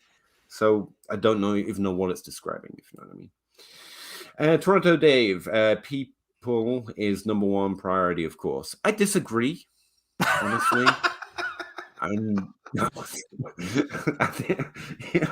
That's the only thing I like. Russ said that. That's the only thing I look for in leagues. Like, I don't care about the scoring. I don't care about the draft format. I do not care. I want to know who's in it, and then we'll go from there. Like, there are a few formats that I'm not interested in. I'm not interested in learning the defensive players. I'm just not. Chicks dig the long ball. That was the old Greg Maddux commercial. Like, I want offense. And I have found that as much as everybody loves salary cap and that format and bidding, that's not, I don't enjoy that because it is too much for me to pay attention to. And there's not enough resources that are not named John Bosch. And if he's running your league and you're listening to him to give you advice about the league, you are at a decided disadvantage. So I just make John do my auctions for me. He may as well, because if I ask him every time I make a bid, he's going to be doing it by proxy anyway. Kevin Cotillo had me do that for him once, and he has not made that mistake again. He was just like... John's also, you can probably hire John to do that as well. He's very entrepreneurial. It's like, pay me, I'll do it. So you can hire John. And with Zach, and that the market has shifted away from fading older running backs so that they become targets and hold until they're done. Yeah. One of the banes of my life is that the market's actually pretty smart. The ADP is actually pretty good. Sucks. All sports. Which Jaguars running back would you rather roster after the Robinson injury? I mean, the injury doesn't. I mean, right now it's ETN because he's got the most value and he's going to play. I was going to say I'll take ETN and then trade him for Robinson. Like, Robinson is my favorite. I think he's a winner ultimately, but it's a Jag running back, so it's really a winner. But Dynasty, you take ETN because he has more value and it's going to rise as well. Because we're going to see a trading video and he's going to get healthy and and he was a really good prospect, to be fair, just from college. Hey, found the channel, just sub quickly. I appreciate it, Ashton. Thanks for letting us know. Welcome in. Aaron Lee Ford. Zach, have you watched film on Burks yet? I have watched film on Burks. I don't have him at the same level as Jamar Chase, but he is like that next kind of tier down. I do like it. He's my 101 in terms of receivers, the best receiver in the class for me. But caveat, just a little bit down from, and I can actually pull that up for you because I've got somewhere on my phone a file that says for Peter with all of my rankings from the last 6 years of players and where they ended up, and I have put Burks on there. And he is currently below CeeDee Lamb, Justin Jefferson, AJ Brown, Rondale Moore, Jamar Chase. So that's the area. So like he's in the Corey Davis, DJ Moore, Devontae Smith range of players that I've graded out. So he's good. You just listed a lot of players I like that just make me sad a little bit. That just means that if I listed a lot of players you liked, that either you are doing something really wrong or my evaluation has been all right. J Mike Check says Wandale declared this afternoon, apparently. So hey, Kentucky from Kentucky. Perfect. That's my secret. I put in no effort. I just have really smart, dedicated friends, and they just waft in to let me know what I should have known. There you go. Just follow J Mike, and occasionally he'll just blow by with some information you really need. Well, and he's got a little extra. He's a Wildcats guy, so he's got a little extra. Following Wandale around. I don't care what you say, Zach. J Mike's cool. I like him. He's very good at what he does. Toronto Dave, don't trade for running backs at the moment is very helpful to me. I think I like, we just got Russ's idea that they are a trade target right now if they're backups. The deeper running backs everyone's going to want in a year, you can add for almost nothing right now. I think that's an interesting thing you can fish for. Pick the ones that you really want. Go get them for a third, whatever. Under Armour 12, Big Pappy. Hello. What do you guys think about Michael Carter, Elijah Moore, Elijah Mitchell going forward? I actually have him in like a value tier right now. I'm waiting to see what the ADP says, but yes and no for you. I forget that it's mirrored. Like I really like Michael Carter, Elijah Mitchell. Yeah, not so much. I don't dislike him. I just like I'm fine waiting until next season, like week 3, to see who the starting running back in San Francisco is. I think Michael Carter was doing really well on a very bad Jets team. So I'm there for Michael Carter, Elijah Mitchell. You probably have to pay more than to get Michael Carter. Yeah, I think they're past the value line of where we're interested in running backs right now. I think that's a good. Yeah, they're significant. Rather than pay that price, go get a back in the draft, like somebody who lands in a backfield where they're going to get carries. Go do that instead of paying up, because people just not Trey Sermon and not Keyshawn Vaughn, but like a good running back. But Trey Sermon was 12 on my backs list. 12. That's the thing, though. I think these guys kind of cost a late first, so you might be running into taking a wide receiver if you got the pick. I mean, if you can get them for a late first, especially Carter, like I'd go do that. Really? Oh, yeah, okay. Why not? See, that's higher than I am on him. I think you should be able to get Carter for a late first. Mitchell probably people will be like, nah, I'll probably just hold on to him at that price. Fair enough. I think that's yeah. I feel like Mitchell jumped the shark because everybody was talking about Trey Sermon, and then Mitchell ended up being that guy. Everyone likes Mitchell because everyone was wrong. Everyone's just everyone's just changed the name tags on the analysis. We're good. We're good. He must be great because he passed Sermon, who everybody was talking about as being great, who could not beat out completely Ramondre Stevenson on the like. I think it's just don't get me started. It is superstar Ramondre Stevenson. I get it. In the San Francisco offense, it's whoever's healthy. It's happened so consistently at this point that's Elijah Mitchell's problem. If he's injured, there's going to be another guy who gets fit in that role and do well. Not Trey Sermon, but literally anybody else. And that's not always a feature of a running back. Like, he can lose his job because they just next man up very comfortably. Oh, sorry. Should I look at selling Dawson Knox? Yeah, I mean, look at selling anyone. But yeah, in particular, I'm not desperately clinging to Dawson Knox, so he's on the trade block kind of a thing.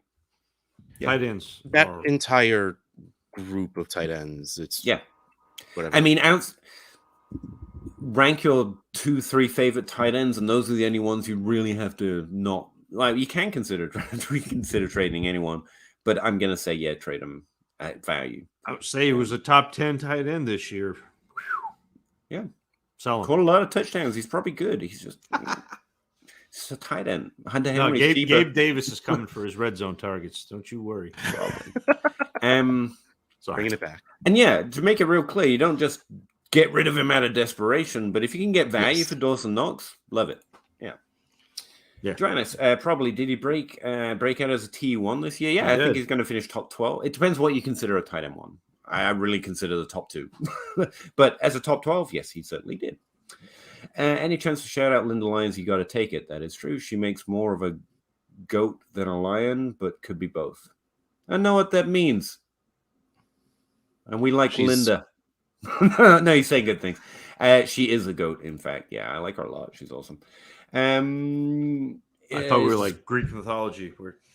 I'm sitting here trying to picture like something from Narnia. It's like a griffin. Griffin goat. Goat lion. I don't know. That'd be neat. Joannis, it is describing what a player did. It's not, though, because there are too many influencing factors in yards per carry. It's how the play ended. That's more than the player. It's describing the play. Actually, it's describing the plays that it's counting, but not who contributed what or It's describing something, just nothing that I care about much. Adam Harstead also says the market is good at assessing values. Yeah, I mean, I'm copying someone, and normally it's Adam. So, no, you could do a lot worse. The only problem with Adam Harstead's content is he tracks a lot of stuff. He has access to he's literally a football guy, if not one of the football guys. So he's like, just track weekly ADP and That's neat, Adam. We don't quite have the access to weekly ADP you might do outside of that, but it is a solid, it's obviously a solid idea, and it's a simple. I love simple, and Adam's the best at finding something really simple that slaps, and that comes purely from him.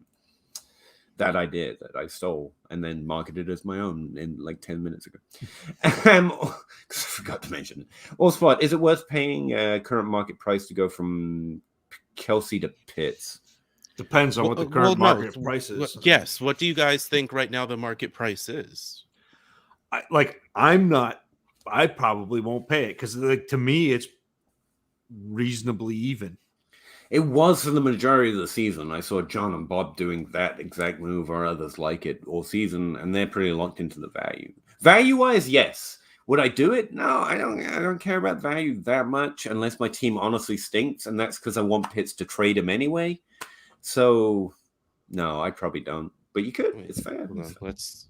I'm typing it into the analyzer. Kelsey scored like 6 points a game more than Pitts. There've been like 4 tight end seasons that actually mattered of the last 5 years, 6, 7 years, and like would you Kelsey is 2 of them. This is the list of suggested players between the two.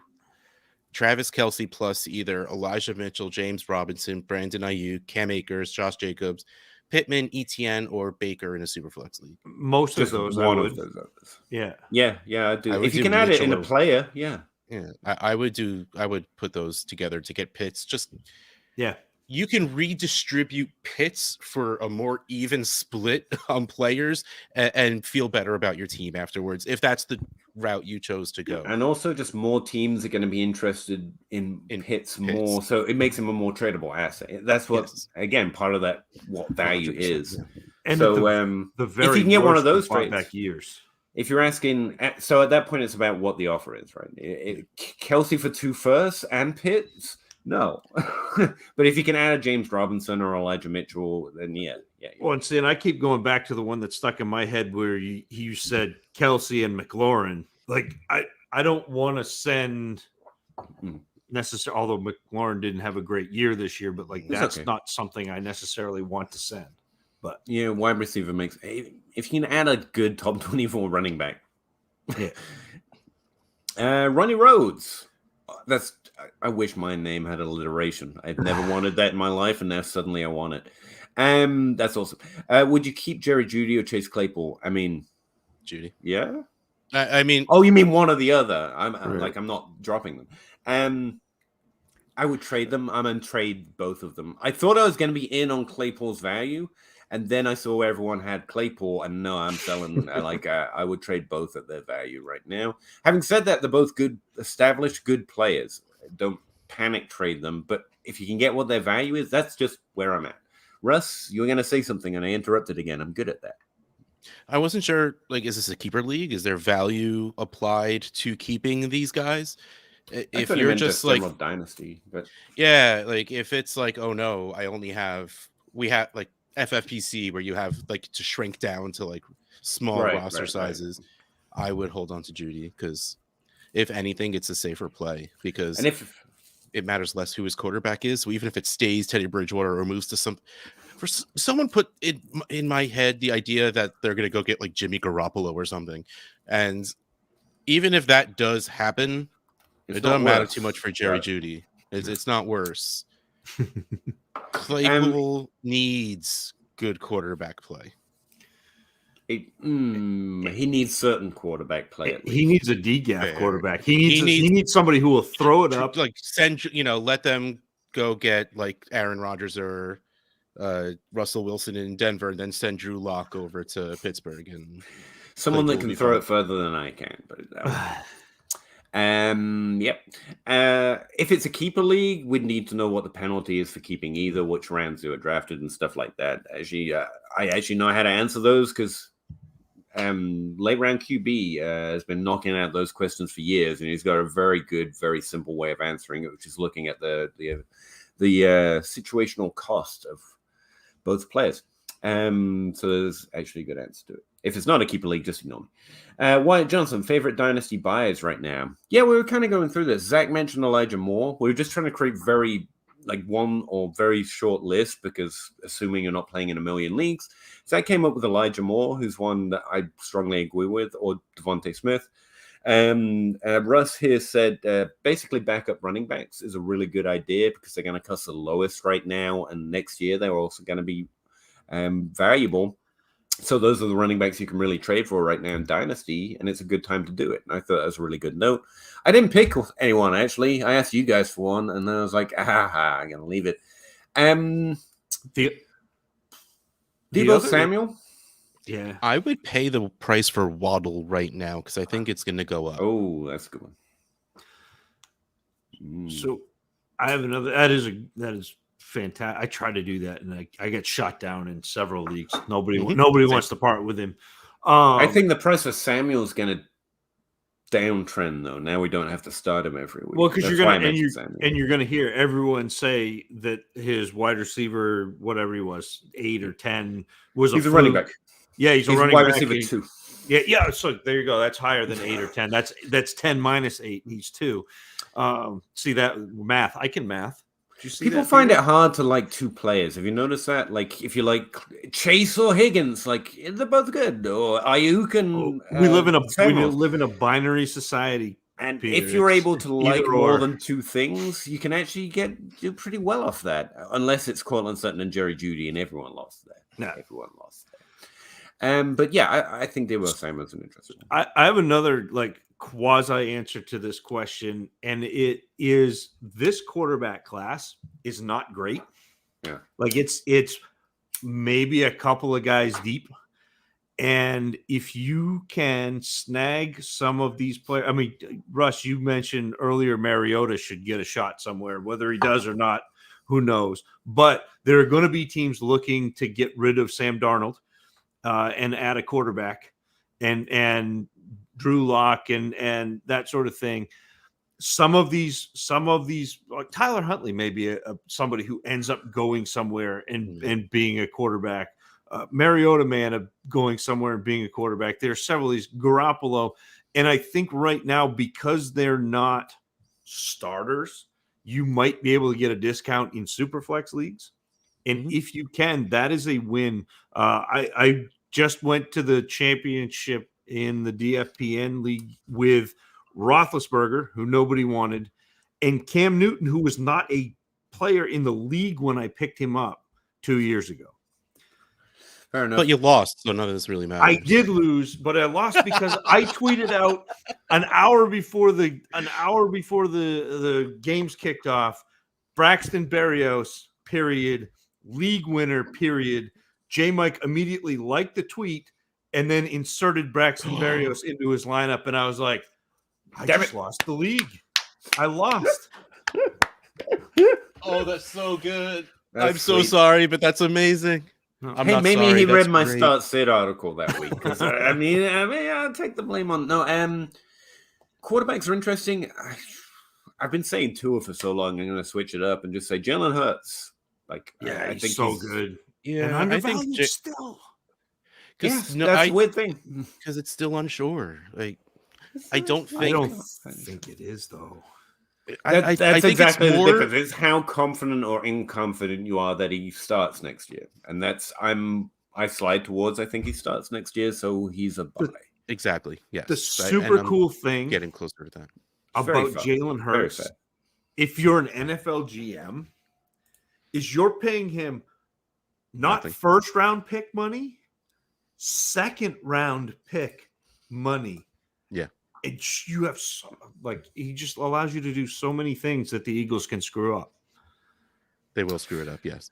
Just realize, and also I love the in division flex he pulled of writing the Washington football team that letter about the stands breaking and the people falling. Yep. Like that is such in division petty. I love it. It does really shed light on why the Cowboys brought their own benches, though. I mean, if the stadium's falling apart. They knew. So, yeah, there's some players. West Coast Chiefer. 12-team Superflex PPR. Akers or the 103? 103. What is Akers' value? Would you send a first for Akers right now? Yes. but a Yeah. later first. How late?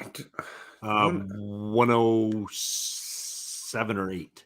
Yeah, This is a super I flex. think I'm is the valuing thing. the 101 through the 106 as like tier. I'm not going to give this up unless I get blown away with an offer because I think you're getting a good player here. That's And weird then because I'm going at like 105. I'm being optimistic because there's always that one guy Yeah. that just like so, but exactly, but like around there. So like if you hit me with like the because I like wide receivers too much that there's probably going to be one or two more that I like than most people will feel confident in, or I'm an idiot and will just grab Justin Ross insanely early because He's a hashtag tier keep 2 running guy. back Like I drops. like him. He's a tier 2 guy. I like him. But yeah, like once we hit like the 109, 110, where it's just going to be like in a super flex, though. in a Right. super flex league, 1000%. Where it's just like players. I'm like, no, if I see those videos, because I will be a sucker for it, and I'm like, oh, look at him cutting, he looks pretty good. Maybe I would do it. I don't think I would because I just don't like paying for running backs, but like I'd rather draft the running back somewhere in the second and feel bad about it as opposed to paying a first for one and feeling bad about it. Generic first, I think he's worth more than one. I think he's pretty much worth 2.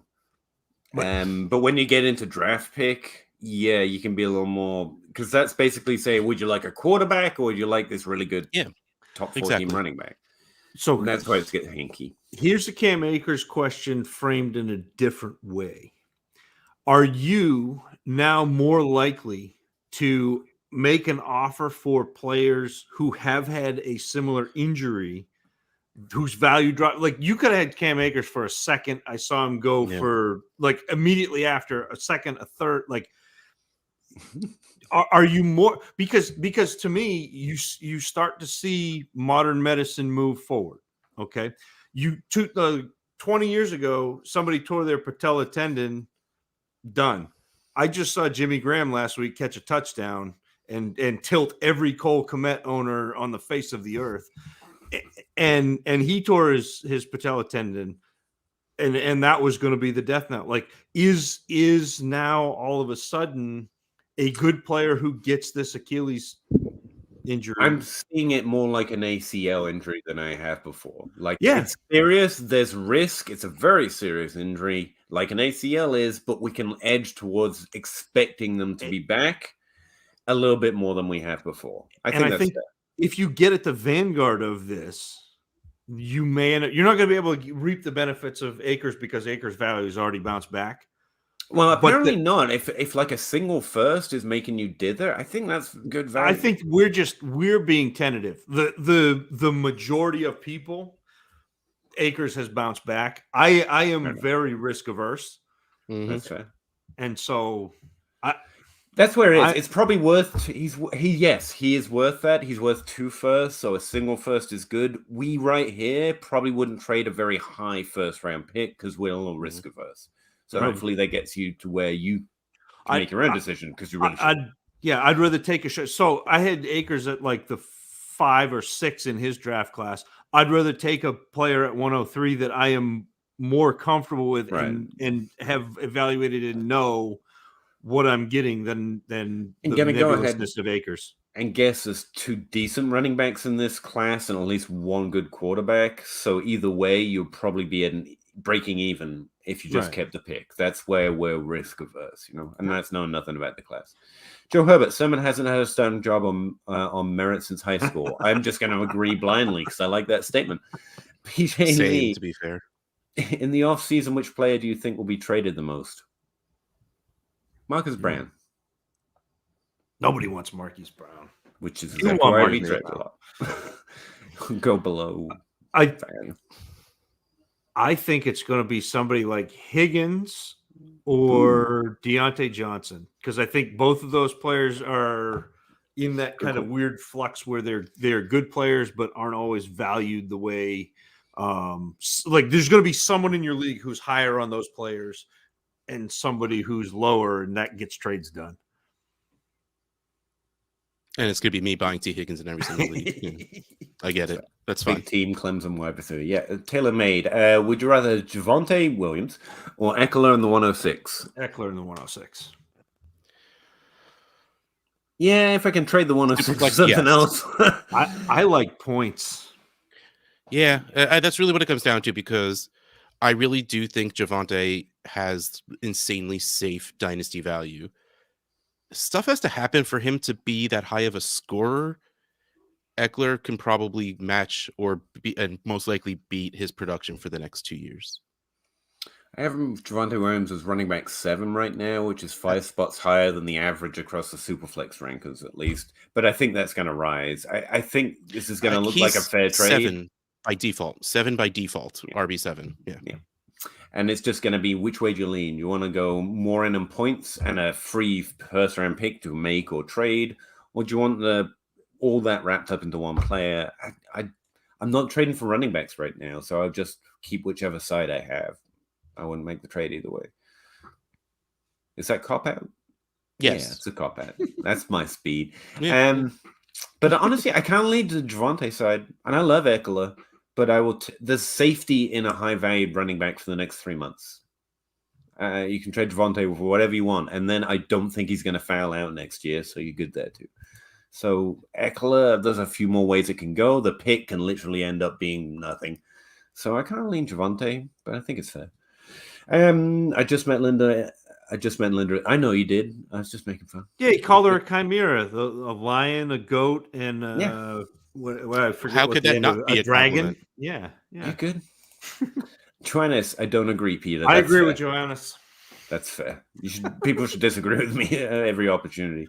Predicted stats: running yards over expected. There, I would say you're looking at a descriptive stat, at least very extremely descriptive. We were talking about that the other day, but I forget. I haven't investigated it a lot, so I can't speak to it. But someone was telling me something about how good it is. Did Peter really just say slaps? Yeah, I Yes, speak the language he of the did. youth. I let it go, but I absolutely heard it and acknowledged it in my I head. pick up one new word like every 3 months, and then I just end it by using it regularly. Like I've been saying "lit" for a while now, and you'll notice no cool people are saying it anymore. So I'm about to destroy slaps. I like watching streamers. I like a lot of streamers, and I like a lot of their YouTube content too. So I pick up some words, and then literally I just dad destroy them. Like that 30-year-old boring person is saying it. Damn it, I like that word. That's my role.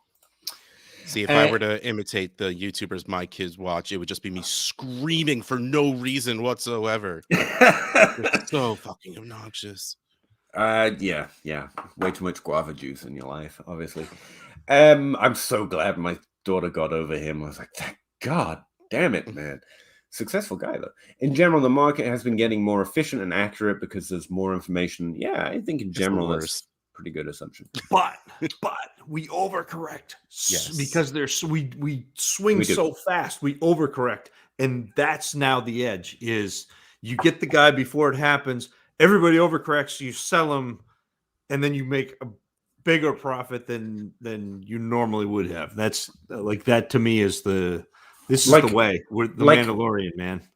Like a true hater, I found value in doing the same thing but opposite because I overreact on the bottom end of the scale. Like when players are a little disappointing, I'm out as quick as possible. So instead of being optimistic and positive like Zach there, I'm like the just ultimate hater. That's also a way to gain an edge in an efficient market. It's like fade them earlier than everyone, which is why I have to hate Dimey Brown now, and it hurts a lot. I won't do it. And yeah, but you can set him next to Terrace Marshall, so it's okay. I don't want to. It just makes sense. To be honest, but markets are susceptible. Yeah, very much. That's literally what Zach was describing, where players run to correct. It's interesting. People keep throwing keep trade cut, which, as far as I can tell, like emerged during the fantasy season, and yet now gets talked about as if this is an established thing, which is great. It's a really interesting idea. But one of the things I think it might be interesting for is it's going to be more reaction. It's going to measure that reaction because people go on there and vote every time they go on the site, and so you're going to see the swings happening more live. And that might have a lot of utility. It's interesting. I'm always disappointed that there aren't cheese breadsticks whenever I see that site talked about. It looks like the Domino's. Yeah, it does. Oh, it's not cheese breadsticks. It's why I love fringe analysts like DLF Podfather and John McNamara. That's fair. I think they're the mainstream. Aren't all I of would those say, guys mainstream now? Like they're pretty big. I don't know. yeah, but not. I mean, like not compared to like Matthew Berry and Oh, yeah, that's fair. the fantasy CBS. footballers Yeah, and that's CBS true. and that sort. But like to us me, who are like it we are looks like pretty on big. the fringe of the fringe of the fringe Of the fringe of the fringe. Yeah. Yeah, yeah. I mean, you're DLF. I see it up in the corner. That's true. Trubisky will probably start again next season. Like, don't make us depressed about next year just yet. We're busy being a bit depressed about this year. You know, That's actually a really good point, though. Like Trubisky Yeah. is one of those quarterbacks who could end up recycling and being a QB2 in a Superflex league. Yep. I know. Marcus Mariota will still. I got a big time discount on Jimmy G. Yeah, Jacob Rickra really put me onto that. Actually, there's a whole league that he's in, and just all of them were like, they assumed that Jimmy G was going to be the starter this year, and just would every now and again mention how crazy it was. No one knew it, and I was like, oh shit, I don't know that. And I caught the tail end of it. Like apparently a lot of shots just kind of, yeah, Jimmy G's going to start. And little minnows like me just caught tail end of it too late, but yeah. Joanna Sanchez, I like it when we inspire conversations within the chat. That also feels good. Echoes chambers can happen. It's good to consult multiple sources. Yeah, definitely. I like this conversation. 5 stars. Anthony, Kamara value 10-team Superflex league in a 10-team league. Pretty high. Let's see. Where have I got him? Early, late first, probably. One early, one late first. I got him running back 9. Running back 9. That's a little low, I think. With Dalvin Cook and Austin Eckler. Let's see, those are the guys that I'm going to be targeting this year. It's going to be so beautiful because they can all be top. I could have like 4 top 5 running backs for nothing. It's going to be fantastic. No zero RB this year. This is the old RB. I think he's worth 2 first. You're not going to get it, so I'd probably keep Kamara. Or you try to get creative with a trade where you're not just going straight out for draft cap. You're actually trying to target a wide receiver or something of that nature. Like try and get Elijah Moore, Zach mentioned. Or who was it you mentioned, Russ? I've forgotten already. I don't mention people. You did. You mentioned. You I would never mention a person. You did. You mentioned a person. I don't remember either. I don't know. Judy Smith-Schuster, whatever, and add Yay, to it. Join us. I feel like I'm listening in now. This feels wrong. I'm not looking to acquire Akers. I'll let someone else take that chance. At value, yes. That's where I'm at. If it's just a single first, I'm strongly tempted. But, almost anything's like a first is a lottery ticket, so's a running back. We're good. And I've seen a little of Akers at least, Injuries are still a risk. ACLs were not that simple. Yeah, exactly. That's kind of why I was trying to compare it. Jarek McKinnon, Tyreek Cohen, and Gurley. Yeah, there's still risk. Even now with ACLs, like players can struggle to come back, but we edge towards assuming they can. And that's kind of where I was comparing the two. Rondell Moore plus how many picks gets me Waddle? One first. I think you're going to have to add more than that, Peter. I think people are way down on Rondell Moore and way up on Jalen Waddle. Then use a different player. I'm all for getting Jalen Waddle. That's honestly the right answer. Use a different player. That's too low for Moore. It's fair for Waddle if everyone's that low on Moore. Before the start of the season, I traded Michael Thomas for Akers after injury, and a 2020 second. Mid-season, I traded Akers for a first and Herbert.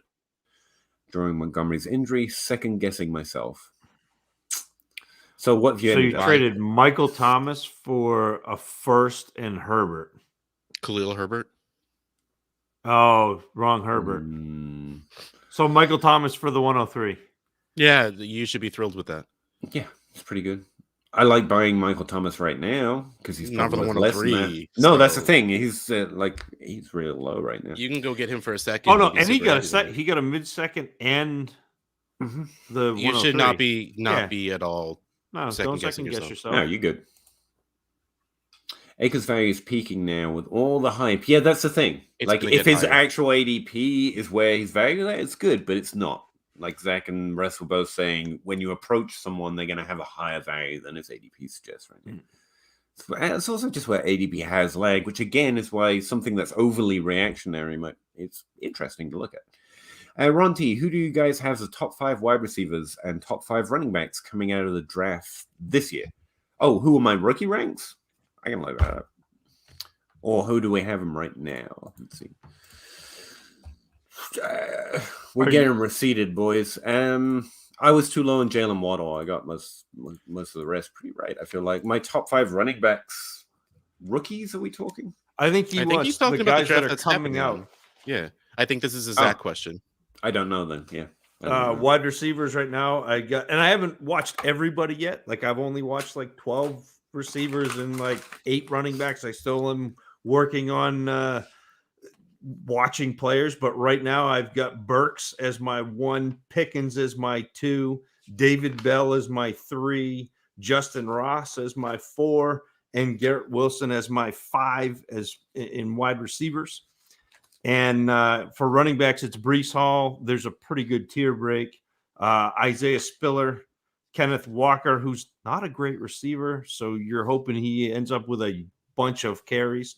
I like Kyron Williams, although he's a little undersized, and then Zach Charbonnet kind of rounds that out. But the running back class is okay. I like the top of the wide receiver class, but then it really flattens out.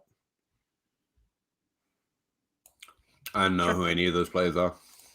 That's perfect. So Judy for one. Okay. I Jerry think Judy. Judy in a first can get you Waddle. That's the kind of price I would pay. Like a good wide receiver, top 24, and a first for Waddle. That's kind of where I'm at. Yep. I would love that trade. And too. I would Waddle. do it. Yeah.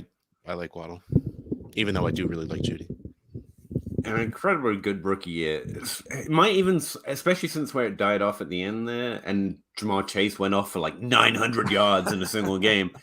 Like their rookie years are both spectacular, and it's always kind of nice when the Justin Jeffersons overshadow the CD Lambs just a little bit. Yeah, and that's kind of what's happening with Waddle. I think Zach got. I haven't dug in yet.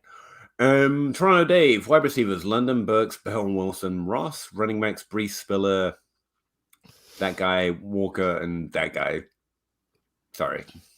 Similar. I don't have Drake London in my top 5, but the guy that I'm really disappointed in, and Matt Foreman is not going to be happy because he's a Penn State guy, but Jahan Dotson. I thought I was going to really like him and do not. Oh. What's he play? Wide receiver for Penn State. Oh, I like Penn State. Means nothing to me. I was just making a noise to try and see supportive. Penn State's a college in Pennsylvania, Peter. What's a Pennsylvania? Michael Gallup, what's his value? He's someone I wanted to put on my I like this guy as a value list, but I ended up almost exactly at market, so I can't rightly say it. But it was between a second and a first. Well, in one QB, it's a late first. Yeah. And then the question becomes, you're going to miss out on most of ACL tear. You're going to miss out on most of next year. Probably all of it. Yeah. So now all of a sudden you've got. Yeah. Talking about Chris Godwin? Burn. Sorry. But no, the injury's a problem. Especially for a guy who has that wide receiver 3 floor, Not sure what people see in Bell. Got very, very good hands catch out away from the body, so it's not being broken up. He's exceptional at finding and sitting in the holes in zones, which I think you'll look. Peter, you laugh at that. I know you. I'm not laughing at you. I'm laughing at my inability to understand what it means because all I'm envisioning is like a guy finding a hole. In my head, it's hilarious. I'm sorry. It's creating throwing lanes. So a zone is a cheat where you're playing an area instead of the person, and then they hand off. So if a receiver runs from one area to another, the defense has to communicate. And so what Bell does really well is get between where those two players are handing off, so nobody is covering him, and then he stops. And so then the quarterback can throw in that lane to David Bell. He's got very, very good awareness. He's always in the right place. and he gets off press with a couple of different moves. He's not particularly fast, which I think probably is the issue that Rob is having with him. Like he's not going to beat anybody deep, but he plays really good with pace. And the other thing that he struggles sometimes separating against man coverage, so he's not going to be like a real sexy, alpha wide receiver. He's going to be one of those guys who can be a one from the two. So, the Calvin Ridley, Chris Godwin, Jerry Judy mold instead of Jamar Chase. I'm just saying, like, film analysis seems like a mix between a data profile and this really weird children's game that I don't know what it is. And honestly, I was having more fun just thinking of this huge athletic guy hiding in holes. Just like with his knees up to his chest, he's sitting in the hole real good. Just let me have my fun, okay? Or not. I actually do understand what you're saying, though. That was really well explained. If you can have one in non-superflex, would you rather have Pitts or Waddle? Do we look like John Bosch? I mean, if you don't get that reference, why would you get that reference? No, some people would strongly say Kyle Pitts. I think you have a heavy tight end premium, the answer is Pitts because it's just you can get more for him. But the answer is Waddle if you want him on your team. Pass. I think Jalen Waddle. There's a strong argument by very smart people that would say Pitts. Pitts has more value than anyone else in the league, and I'm just out on that noise. Like, I agree. Cool. But just throwing it out there to you. No premium. It's Waddle. Premium doesn't even matter to me much. It depends. If your league strongly values that premium, I could see it being a thing. So. Yeah, Russ's leagues are 1.75 premium for a catch for a tight end. So with somebody like Pitts, or again, there are about 6 or 7 tight ends a year that are gonna see over 100 targets. He's going to be one of them, which means that he is going to have more catches. So you add, multiply that by 1.75, whatever he has for catches. It makes him again. Part of my success this year in finishing second in so many leagues was the fact that I noticed the premium, identified the tight ends who are going to get tons of targets, and added 2 of them to my roster. So I'm flexing a tight end on top of playing a tight end. And so the weeks where I'm getting 40-point weeks out of Kittle and Andrews, bang, bang, on the same week, and you just can't beat a team like that. If it's no premium or if it's a small premium, for most tight ends, it doesn't matter anyway. Even the big premium doesn't matter for most tight ends. I think people get really carried away because it only matters if they're catching passes. It doesn't matter that they're a tight end. It matters that they're a tight end catching a lot of passes. Yeah, like 2 years ago, Waller was a league winner because he was getting 16 targets a game. Yeah. No comment. Appreciate it, guys. Some new people joined up. That little number went up, so I'll just point out this is Zach Reed from the Dynasty Dummies at Tacit Assassin 13 on Twitter if you want to follow him. And down at the bottom here, we've got Russ at Dynasty Outhouse from DLF. He looks sad, but he's actually a really nice guy. He's usually very interactive. I have hit my wall. I can tell. Slowly sinking down. But hit us up with any questions you have in the comments. We stream 9:30 every Wednesday doing the Dynasty Grind, and these guys have podcasts and stuff, and you should really check them out. I just wanted to throw that out again because I realized I hadn't ever, so I should probably mention that now and again. Pittman in a 2023 second for T. Higgins. Who won? That's fine. Higgins. I mean, value-wise, it's fine, but Higgins. No, Higgins won. I like Pittman, but Higgins won. Yeah, I feel like Russ is sad. I thought this was going to perk him up with the Higgins. You know what? Now I'm sad, Peter. Are you happy? I was fine this entire time, but you kept saying it, Peter. And now it's in my head that I'm sad. So I'm sad now, Peter. I've willed it into Peter, existence. Oh, now I'm sad, Peter. Now I'm sad. I'm sad, Peter. Now I'm sad. I'm sad, Peter. I think this is great content. And no, I like. No, you love T. Higgins. It's fine. T. Higgins by a landslide. I don't. I don't touch my roster with Michael Pittman. I like my roster too much. Is Marcus finally gone? Which Marquise Lee? Brown. Marcus Lee's definitely gone. Marquise Lee is his year for maybe. a while, right? What happened with Marcus Brown? Did something happen? I don't know. No, they're just trying to move him away so you can get Rashad Bateman in there. Oh no. I love Marcus Brown. I think he's going to continue to be a value this offseason because BMI truthers won't go away. I was going to say die, and that seemed a little strong. I don't want him to die. Just hush a little bit, Just their voices. He's still in Baltimore for one more year anyway, contractually. So every year, especially the offseason, we get asked about this player might go to a different team, and this guy's going to lose his QB, and it almost never pays off to try to predict that crap. No. Like we're almost never right. We're almost never right with the consequences when whatever happens. So I try. It's literally just something I don't factor in. And when it would have been a good idea, I'm happy to take that miss because normally we don't get it right or nothing happens. Although the NFL is getting more accurate and more active, especially in trades and transfers, so it might start to be, but right now, no. 2.05 a Mooney from Michael Thomas. Which side? Michael Thomas. He's a top 12 wide receiver outside the top 12 in Dynasty. I get it, but like that's the team all guy trade for me. I love Mooney, but I would take Michael Thomas like every time.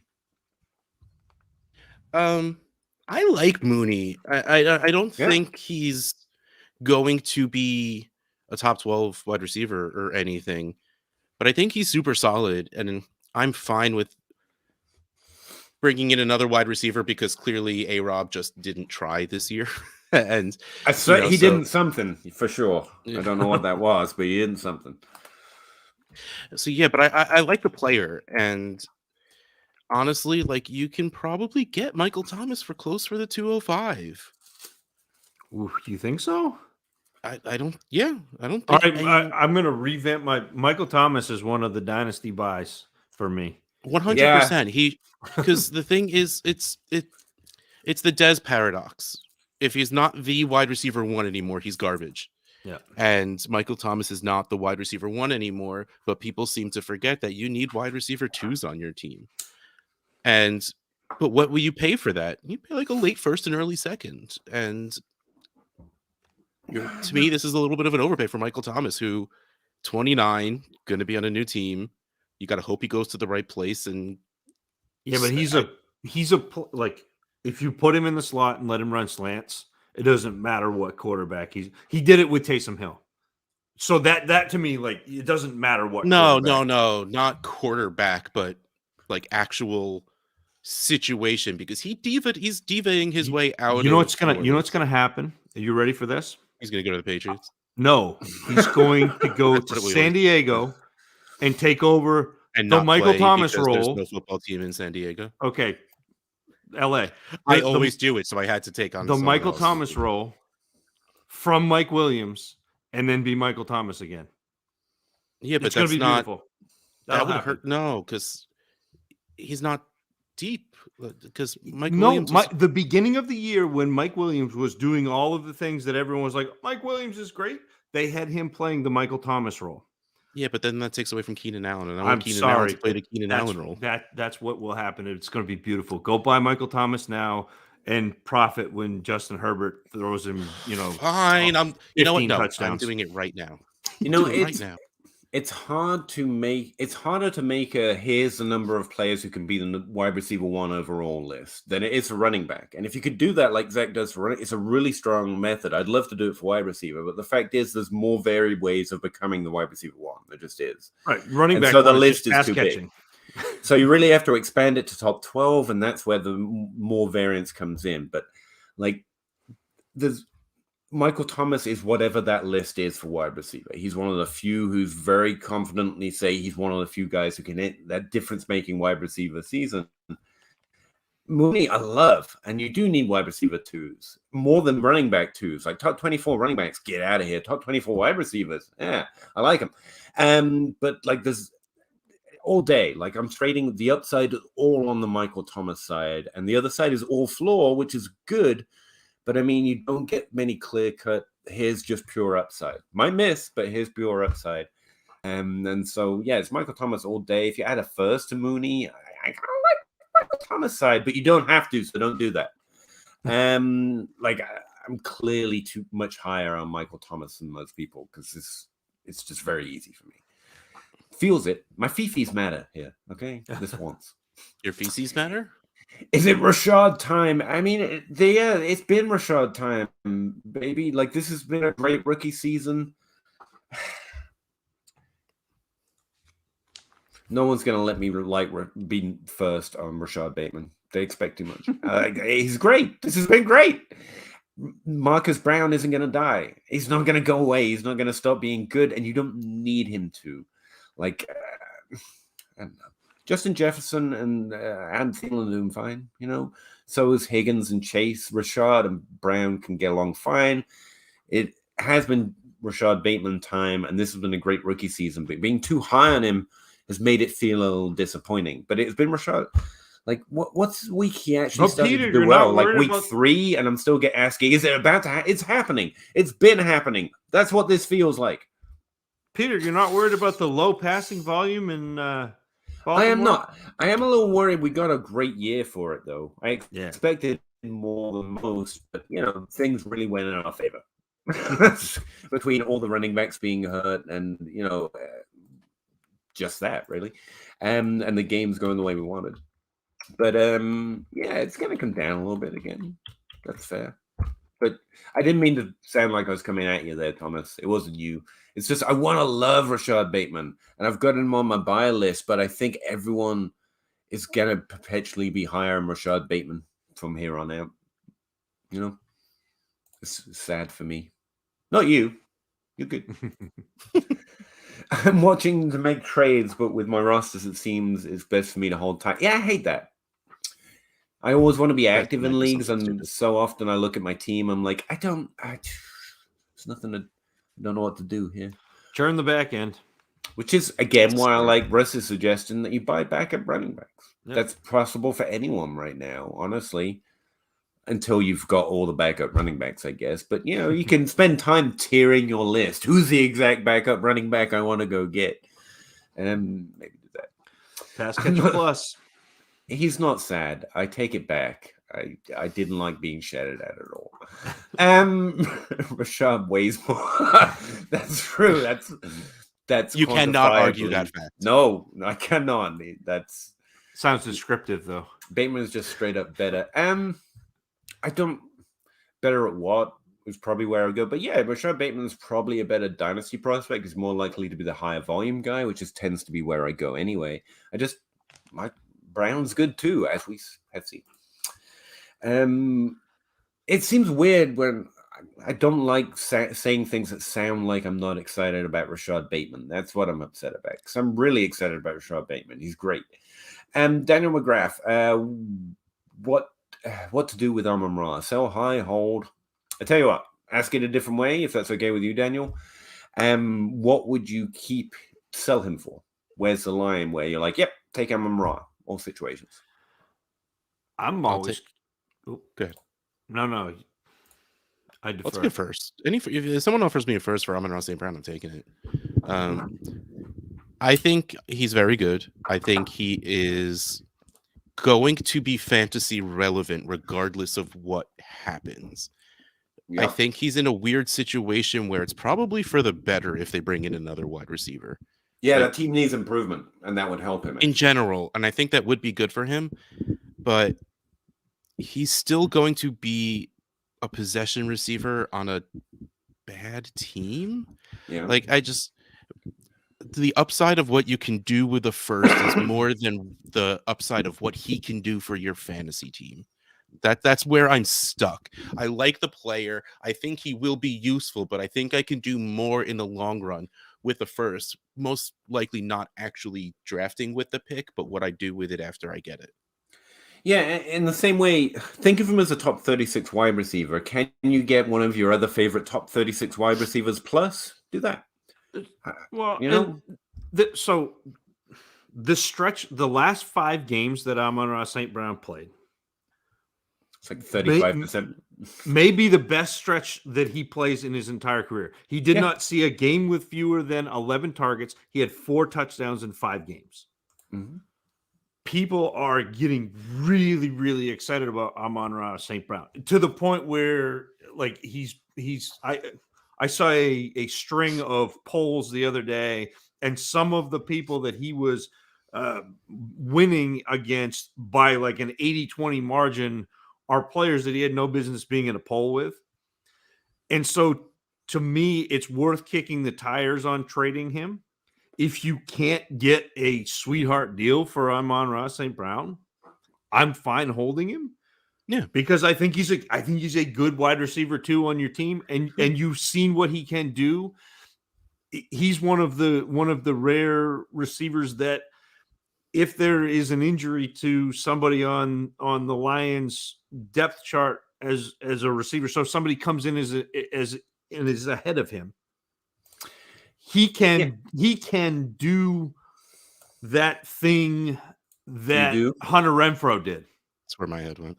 Like, just absorb all those targets and be productive, and that's kind of a rare thing to have as a wide receiver. So yeah, his likelihood of being good is no longer his draft capital. No, he's good. Yeah. It's a player who did really good in his rookie year with lower draft capital. I think that's important because I was getting asked about it on Twitter. Like, what's the hit rate of his draft rounds? Like, at this point, he's in a different category. He's a hit. It's what's the hit rate of a 4th round pick who does this. So you're looking at Michael Gallup, you're looking at Darnell Mooney, you're also looking at Preston Williams. Like, there are misses, but it's a lot higher than just his draft round. So yeah, again, the question, another way of asking it is, what is a sweetheart deal where you trade him? Find someone in your league that will give you what? Whereas I think a first is fair. To convert that into a player, like what player is worth a first, I think is an interesting question. And obviously there are a lot of answers. So it's really about what the trade is. But I think that's a fair value line, which I think we'd all agree with. If it's worth about a first round pick. Yeah. But it's not, it's not as cut and dry as, would you sell high or would you hold? Yeah. If you can sell high, but I'm also not averse to holding him because I think he is a good player. He's not as good as you've seen the last 5 weeks, but he is good. He's not going to get 11 targets a game, but he's going to be the volume receiver. He's a very NFL decent player. So I pulled up 22 first in the analyzer's value list. Thank you. I was hoping you did that. I didn't want to have to just leave it there. And I mean, excuse me, Marquise Brown, Amari Cooper, Rashad Bateman. Yeah, there you go. Ayuk, Elijah Moore. Yep. Sutton. Yeah. Like we hit the Sutton, Allen Robinson, Mike Williams, Tyler Lockett. Like, this is a weird range of wow, that's a weird range. Yeah. And then we hit like Darnell Mooney, Kadarius Toney. There's your Michael Thomas, Rondale Moore, Juju Smith-Schuster. If someone offered me Juju for, I think that's very possible. Holy crap, brain. Amon-Ra St. Brown. I think I take that. Yeah, and we're at, in the analyzer, like half the value of a mid first. Yeah. I think, Daniel, outside of that, because there are so many scenarios in your league or on your roster, it's really going to be, what does a trade look like? That's probably the best sense we can give you of where we would personally trade him and not. Also, should I drop Sermon for the meme? I mean, you don't have to.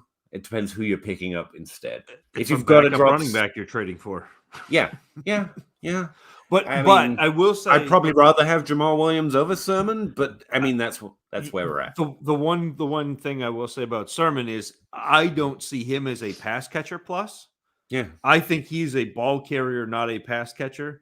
And so when I'm looking at running backs at the back end of my roster, he's not the type of player, but it depends on how deep your rosters are. Like, if there's nobody on the waiver wire that's more interesting than Trey Sermon, don't drop him, because he could have, if Elijah Mitchell doesn't, assume the mantle next year and Trey Sermon gets a shot, there's going to be more value than dropping him. You don't have to drop him. It's about who you pick up. What Right. I was just going to add on, he's of a level where you can be a little bit of a jackass like me and make a stupid decision because it doesn't cost you much. And sometimes I've been like, someone's going to pick someone up. I wonder Yes. who will drop. Like, just see if you can flush someone off the end of someone else's roster that otherwise you'd trade for. You never know. They might drop a Khalil Herbert or a Kalen Hill. I like Kalen Hill a little bit. And it's not a break or break decision. If you just want to drop him, you can come up with some weird ass justification like that. But there's no, he's backup running back. He has a place on a roster, probably in a 12-team league. Ammon doesn't have draft capital. Yeah.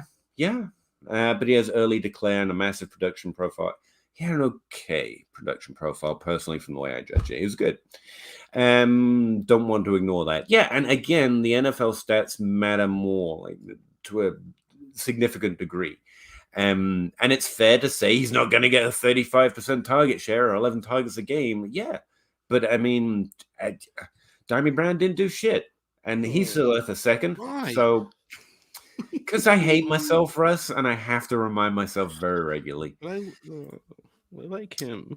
I like him too, and he's probably going to hurt me again. Don't worry about it. Joanna Sanchez, sell Amon-Ra. Markets are high. Yeah, if you can get one of them high trades, I think that's fair. Can Jamar Chase go higher? No, the wide receiver 1. Correct. That's pretty much it, isn't it? I defer to the math guy, but I have wide receiver 2. But I was just trying to think, so you can go twice as high. Was the market like more excited about Odell Beckham that rookie season? And it's close. Like, you could pretty much set your price with Saquon Barkley and Odell Beckham. After their rookie seasons, it was pick you 4 first-round picks. And I think it's a little less than that with Jamar Chase, but I don't think it can go much higher. I think it's in the same tier. But no, and that's fine. You don't have to sell a wide receiver in that day. If you can buy a loan, even 2 seconds, I'm fine. 2 seconds do not make a first for me, so that seems fine too. I'm gonna go to bed. I need to go. Okay. I was trying to find like a good question break, and it wasn't happening. So, do you want to answer this one? What was he talking about? 2 seconds for Amon-Ra St. Brown. I would send 2 seconds for Amon-Ra St. Brown. Would I sell him for that? No. Yeah. Okay. Thanks. So yes, if you could buy him at 2 seconds, absolutely, yes. Really appreciate it. At Dynasty Outhouse on Twitter, Trade Addicts podcast, and also Dynasty Game Night. You still doing that? Yeah, I'm going to do one next week. Again? Oh, that's exciting. I look forward to those. All right. Nice to talk to you, Russ. Thank you. Mwah. Good night, Russ. He hates me. I don't like comps, but I'm making a comp to Bateman for Pierre Garçon. I think higher. Garçon. I can't speak to how. Garçon had a couple of really good years. Yeah, he did. I would be disappointed if that ends up being Bateman's career. Personally, I think he has more upside than that. No, you're not. You just like Brown more, and you know it. Do I like Brown more than Bateman? Actually, where my head's at is I don't know in terms of value, and I can get Marcus Brown infinitely cheaper. Who is more? That's another question. Who's more likely to finish top 12 next year? And the answer is Bateman. Of the two, Rashad Bateman has more upside than Marcus Brown. That was difficult Daniel for you McGrath. to say. It was. I don't get to like a high guy very often, Zach. Give this to me. Daniel McGrath got off of Deebo Samuel. I don't know who Travion Diggs is, so this is hard. Or a 2023 and a 2023 first. So Travion Diggs. IDP. I don't. Amon-Ra for Deebo. I don't. But the 23 first, like. I don't know what to do with the IDP. I really don't. Yeah. So which side do I own? Probably the Deebo side, but I'm just kind of blanking Trayvon Diggs out of this. I remember on a first for Deebo, 23 first. It's a pretty good first, but yeah, I'd do that. I got a year or two to find another 23 first. I'd probably sit tight, but it's only because I don't know the IDP scoring. That's fair. Like, it's not a realistic answer. Well, and Diggs is a high interception player, and I assume that those are valued, but again, I don't know. So, We'll get Tom on one day and bring this question back. If I had Amon-Ra and was offered a late first, I'd accept that. Early second is about his value. Yeah, it's between a first and a second. When Allen Robinson signs in free agency, what is he valued at? A second? Yeah, a second. I would sell for that. Put it that way. Like, I'm really disappointed. Like, it's such a weird thing though, because he can be so good. Yeah, but he also can be non-existent. We saw it. Yeah. I'm just assuming there's something going on, or he's lost a step. And I hate saying that because the upside, I don't know that. Right. But that's the way I'm gonna play it, because I just follow what a player has been doing. But I don't think I mind giving a second because I don't think there are that many guys in the second that have the ceiling that Allen Robinson has, even though you haven't seen it for a year. Like he at one point was a really good player. Yeah. So I don't know, top 12 upside, Yeah. Thoughts on Josh Palmer? He's one of the players I have on that stash list of mine. Tim Patrick, Marcus Callaway, and then you've got a lower tier with Tyler Johnson, Seth Williams, and Taylor Wallace. I really like having them on a roster. I don't know I buy or invest, but if he's on the waiver wire, if he's on my roster, I'm really happy to have him on my bench. Like, he's upside there. I think he's a decent player. He's someone that could do some version of what Amon-Ra just did, or just be Tyler Johnson forever sitting on my bench. He's Canadian, though, and I like knowing that. Virus, I'll let him know. Don't worry. Worth buying Jerry Judy for the 111? For the 111, yes, I would say. I think that's pretty close. Pretty good. Josh Palmer grew up 30 minutes from me, so that means he's going to be Calvin Johnson. I think that's fair evaluation. I don't make the rules. Yeah, turns out. Maple syrup power. Tanho really likes him too because he's Canadian. He stepped into minimal work this season, but in the few games where he was really, it was his to earn or not earn. He earned those suckers. He's got a limited ceiling, draft capital, etc. But if I can stash a Josh Palmer, I'm very happy.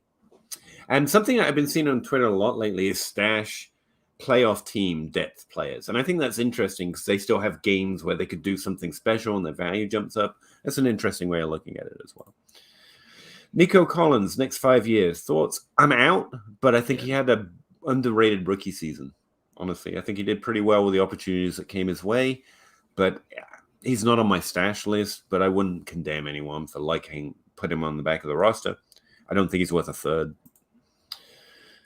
But I don't care about thirds, so it's fine. Palmer's value will be dependent on Mike Williams' future. Mike Williams is gone. We already established Michael Thomas is there. That's true. No, I think some people are going to adjust like that. I don't trust that enough people are going to adjust that definitely has an effect in your league. I don't, by the way. I wouldn't care. Williams there or not. I'm just going to see what happens. I don't get more interested in Palmer either way. I'm as interested as I can be. Injuries happen, fortunately. Daniel McGrath, you guys like Brevin Jordan as a stash player, not tight end premium league? I mean, at that point, it's how deep is your roster? Who else you're rostering? But I like Brevin Jordan. He says he got pitched too, though. Like what? Like at that point, I'm not wasting roster spot. Like when I stash those tight ends, it's when I have a roster where I don't have a top tier tight end because I'm looking for the top tier tight end.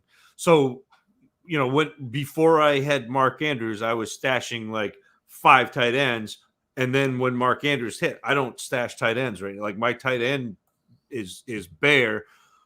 If I traded Pitts, then maybe you start stashing guys like that. But to me, you've already got a top 5 tight end.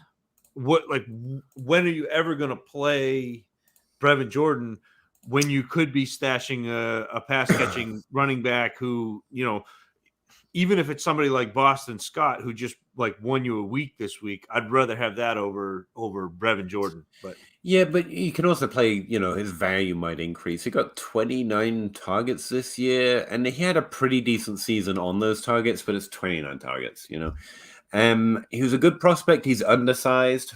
It was the I mean, really he only only played negative 8 part of games him. too, but And he was more involved as a receiver in college than, Kyle Pitts was relative to the team. So I like him. It's just, it's hard to stash tight ends. Like Zach's saying, they have you really playing a value game, and there's not much that can happen for him this offseason. So, yeah, I would stash Brevin Jordan, but it's about how deep your roster is and who else you're not holding because of him. So, yeah, I like no problem, Dan. All sports, trade the 101 to get Almond 111. I take the pick there. It's a push for me. It's pretty even, I think. Yeah, I'd probably the pick more valuable to more people, so I'd probably take it if I've got Amon-Ra because I can do more with that pick. Hopefully, add it to another player and get a better player, and so on and so forth. Any particular backup running backs you suggest targeting more in general? Yeah, I think we named some. I can give you my list again. I actually added some of theirs. I like Jamal Williams. I think Jarrett Patterson, Kalen Hill, Khalil Herbert. I think Russ mentioned Chuba Hubbard, and I like Kenneth Gainwell. I think they're all interesting. Do you have any? No, that was pretty impressive. Nice work.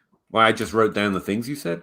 No, and that's only 6. It's a list of 6, and you don't have to get all 6. Pick your favorite kind of. Chris Evans, I'll say, is another one that again in Cincinnati behind Bengals.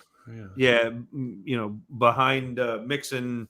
That's a pretty prolific passing offense, and Mixon actually got some work in the passing game this year in the event of an injury, break glass, and that could be interesting.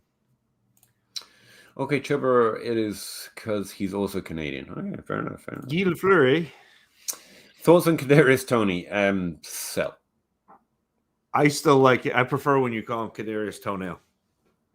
Okay. Mr. Toenail. Incredible athlete, capable of things on the NFL football field, or any football field for that matter, that almost no one else is. As far as fantasy goes, I don't see regular, consistent production. I would pretty much sell at value. Like I'm taking, if I have him on my roster, I'm putting something with him to trade for something I really like. If someone offers me a second, I think that's actually fair value for me. I think most people probably still hold him at a first, so you don't have to give him away for a second.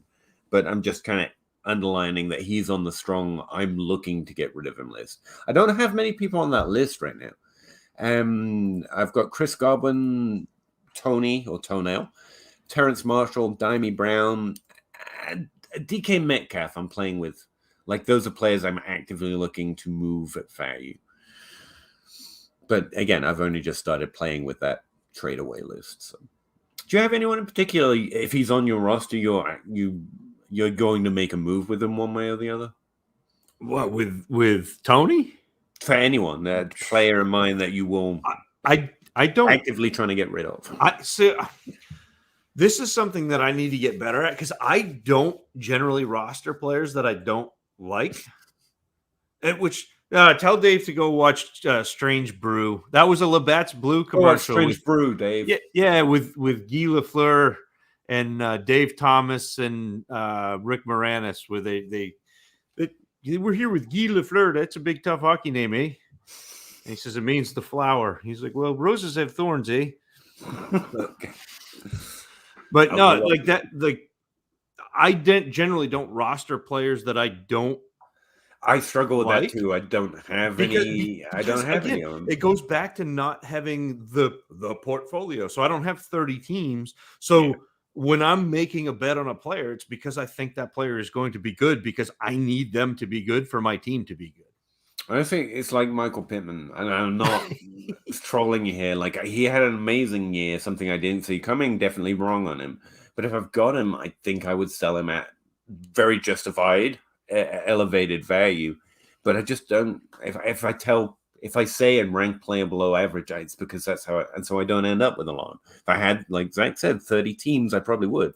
Right. But because you're playing the odds and they're on the list because he does. There is a chance you're wrong, but when you've only got 7, you do exactly what you say, or you're a liar, I guess.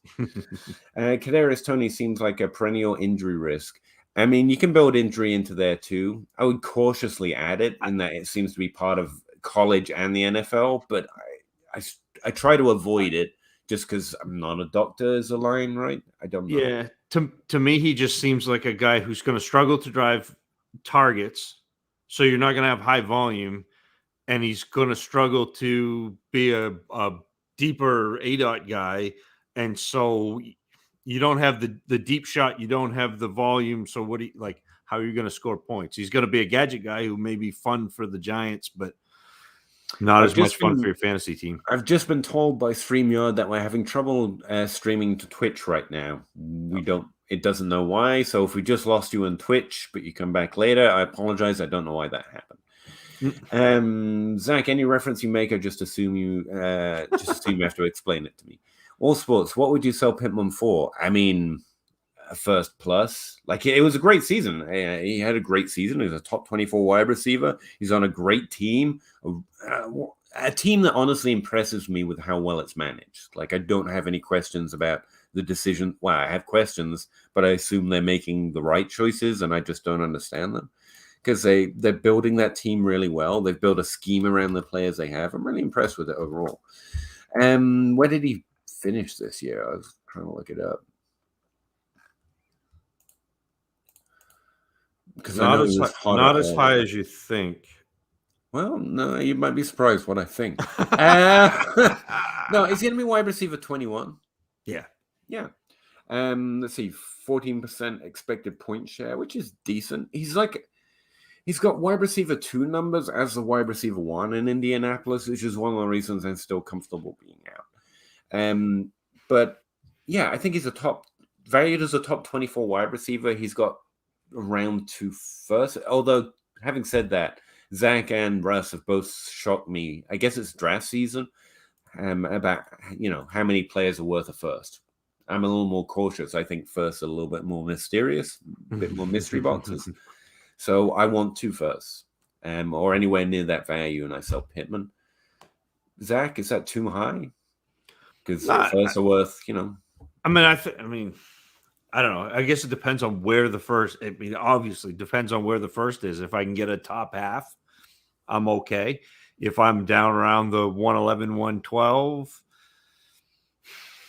I think I'm probably hanging on to Pittman. But all right, I rostered Deontay on one team, and we'll be looking to trade him. Hater. Not that I don't like him, just not as much as the others. Okay. Hate that top 8 wide receiver. It's terrible. I just hate those top 12 guys. Yeah. But yeah, I mean, it's good to have your own opinion. Deontay's got issues. His volume is good, but I mean, hopefully the team improves. And so it's like Amon-Ra. You don't expect that many targets every team. At this point.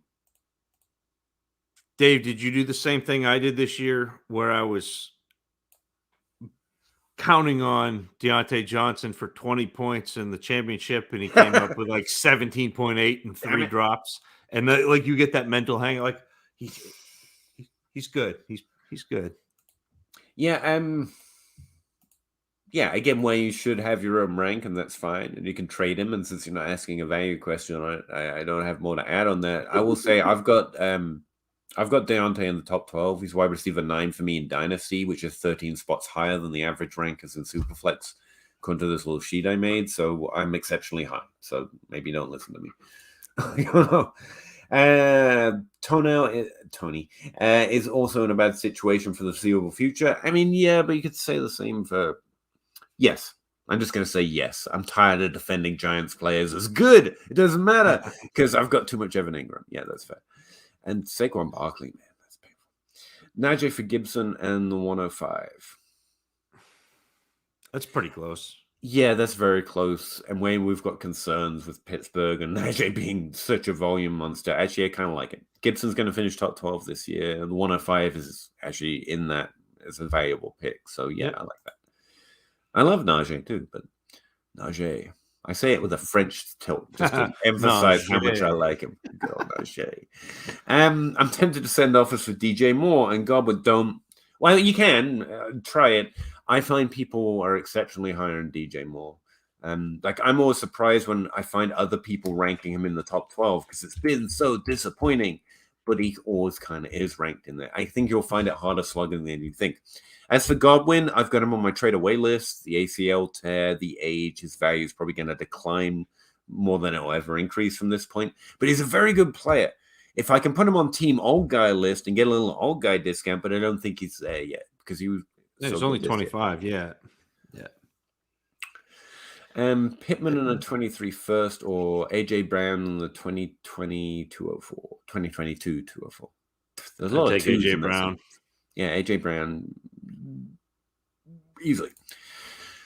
AJ Brown was a buy. If that's the kind of value that's getting thrown on, I'm gonna put him back on the list. It's a Michael Thomas. Like, it's just all the upside. Yes, there's risk, but so few players clearly have that upside. Many players do, but so few clearly have that upside. And bold if you even think you can make the finals. Bold of you to think I could ever make the finals. That's better. So do you two have to have Deontay over DJ Moore and Godwin? Let's see. Yes. I don't actually do rankings, but I have DJ Moore, Deontay, Godwin. DJ Moore and Deontay are in the same tier with Stephon Diggs and Cooper Kupp for me, though. So it's kind of pick your favorite in that tier. It's a good tier, I think. Never mind, you answered this. Okay, fine. No, I'm a little too low on Godwin. I'm playing a little bit of predict the market, but also I just know that injury is going to keep him away for a little while, and we're going to get a little fatigued on it. And so I'm playing that. I'm probably still a little low. I've got him at wide receiver 19, which sounds horrible until you realize like Amari Cooper is there. And that's a really good player. But Cooper is one of those really like perennially undervalued wide receivers. Like people love to, and I think that part of that is the same thing why people will want to undervalue Deontay Johnson is because they drop balls. And people see that and they're like, oh, that's terrible. But it doesn't actually matter for the NFL. And it doesn't actually matter for you. So that's it. I like the late night gring. That's better than the grind. That's more Peter. Late night gring. Yes. It happened to you finally. Not funny now, is it? Typos. Or even grind. Oh, you intentionally did it? That sucks for me. Well covered up. I wouldn't have known that. Yeah, hey John, how's it going, man? Been a minute. Yeah, we late night ground so hard that Dynasty has literally just quit. He was like, I'm getting off. I've had too much.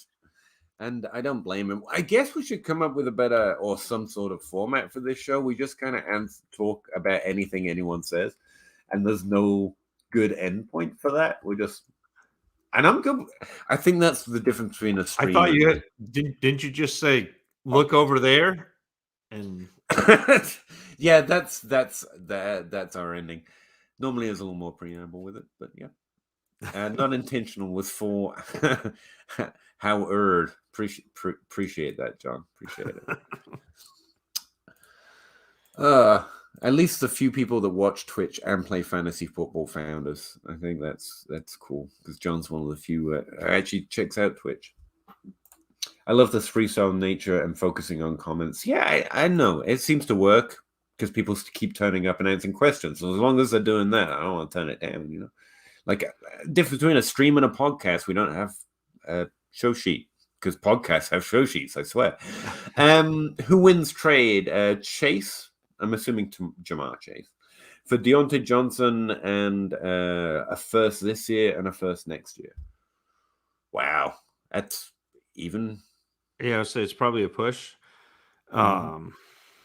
It's a really good trade for like that's a getting the sweet deal for Chase kind of a trade and where I would consider it. After that, it's kind of what's my team look like.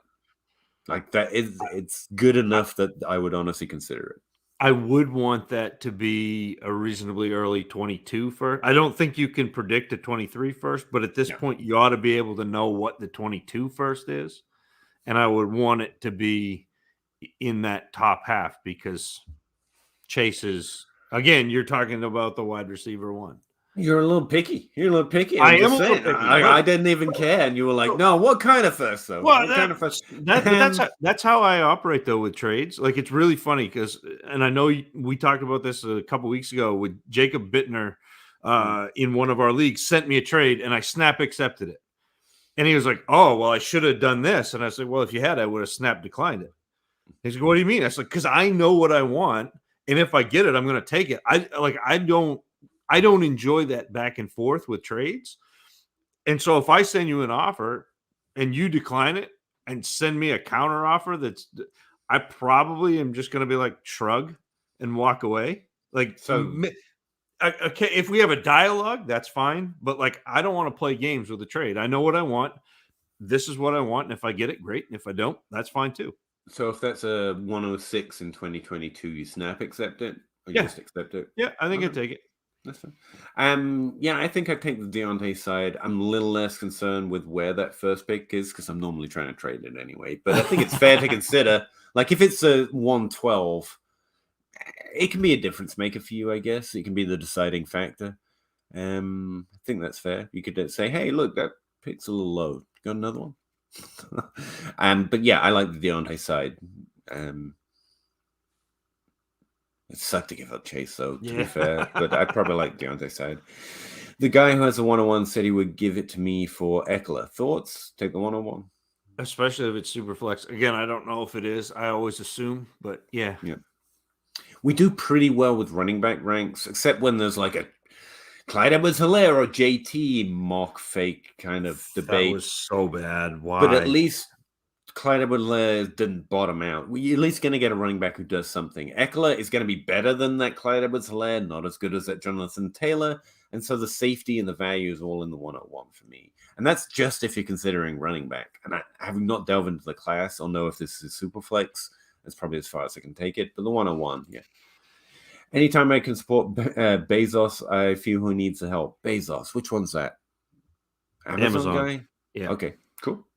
He is a little bit on the poor side. We'll kick him some money. Did he buy Twitch or something? I don't know these things, John. Don't show how completely unaware of the world I am. It's very... Nah, it's fair. Keep doing it. Joannis, this format is fine for responsive hosts. You guys do great chatting with us, so I appreciate you saying that. We're trying our best. Well, our best isn't good enough, but we are trying it. Nuance is Zach's middle name. That's true. I've seen his birth certificate. All sports agreed. Tyler Reeves, what is AJ Brown's trade value? Varied. It's actually why he's really interesting. Like in some leagues, you're going to get him for a first. In others, like the one I have him in, nuh-uh, baby. So, and I honestly think the variance in his value is going to be very real for most leagues. So you're going to have to find out what the player in your league feels.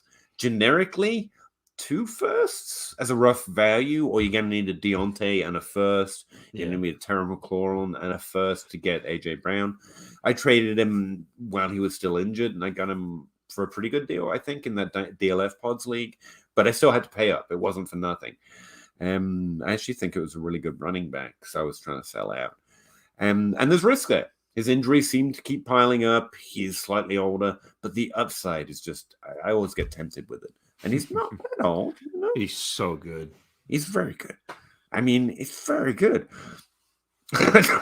Sorry, I thought I had a joke there, but I just ended it on that. Taylor made. What do you think it would take to get CMC? Generically, 2 firsts. You don't have to give the draft capital, and it's another one of those values that could be very varied league to league. So feel out whoever's in your league. But as a generic answer, you're going to be giving up that 2 first value. Yeah. So a first and James Robinson probably isn't going to get it done, actually. That's one where I wish I had acres to be able to see if I could price CMC because their values are going to because CMC is coming down and acres is coming up in terms of perception, but I still think McCaffrey has the overall, the ceiling, the cathedral. That running back one upside. Like Akers is, we're not, this is the It's thing, not that he's not good. Yeah. we're not low on Akers. It's like you can like one player and not liking the other one. But Right. yeah, even Antonio Gibson, Najee Harris would be a really interesting price check on CMC. You know what I mean? You might even get something back. Because he's top 3 right now as well. But again, like we were saying earlier, like now's not really when we're trading for that level of running back. We're interested more in backup running backs right now. I actually think I'm going to make that, see how it goes, but kind of a just generic guide. If I get a good trade in a CMC, I'd do it right now. But it's not what I'm looking for, just because running backs aren't important for 3 months. And most people are a little hesitant to trade them. There are a lot of things that can affect their value or their production between now and the next season. So we kind of pull back the interest on trading for those high-level running backs. Or as John says, they don't matter for 3 months. That's just outright. They don't matter yet. They don't matter until the draft is here. The startup draft season. He owns Twitch. Okay, good to know. Don't insult Bezos. Although he's probably in space right now for all I know. He can't hit me.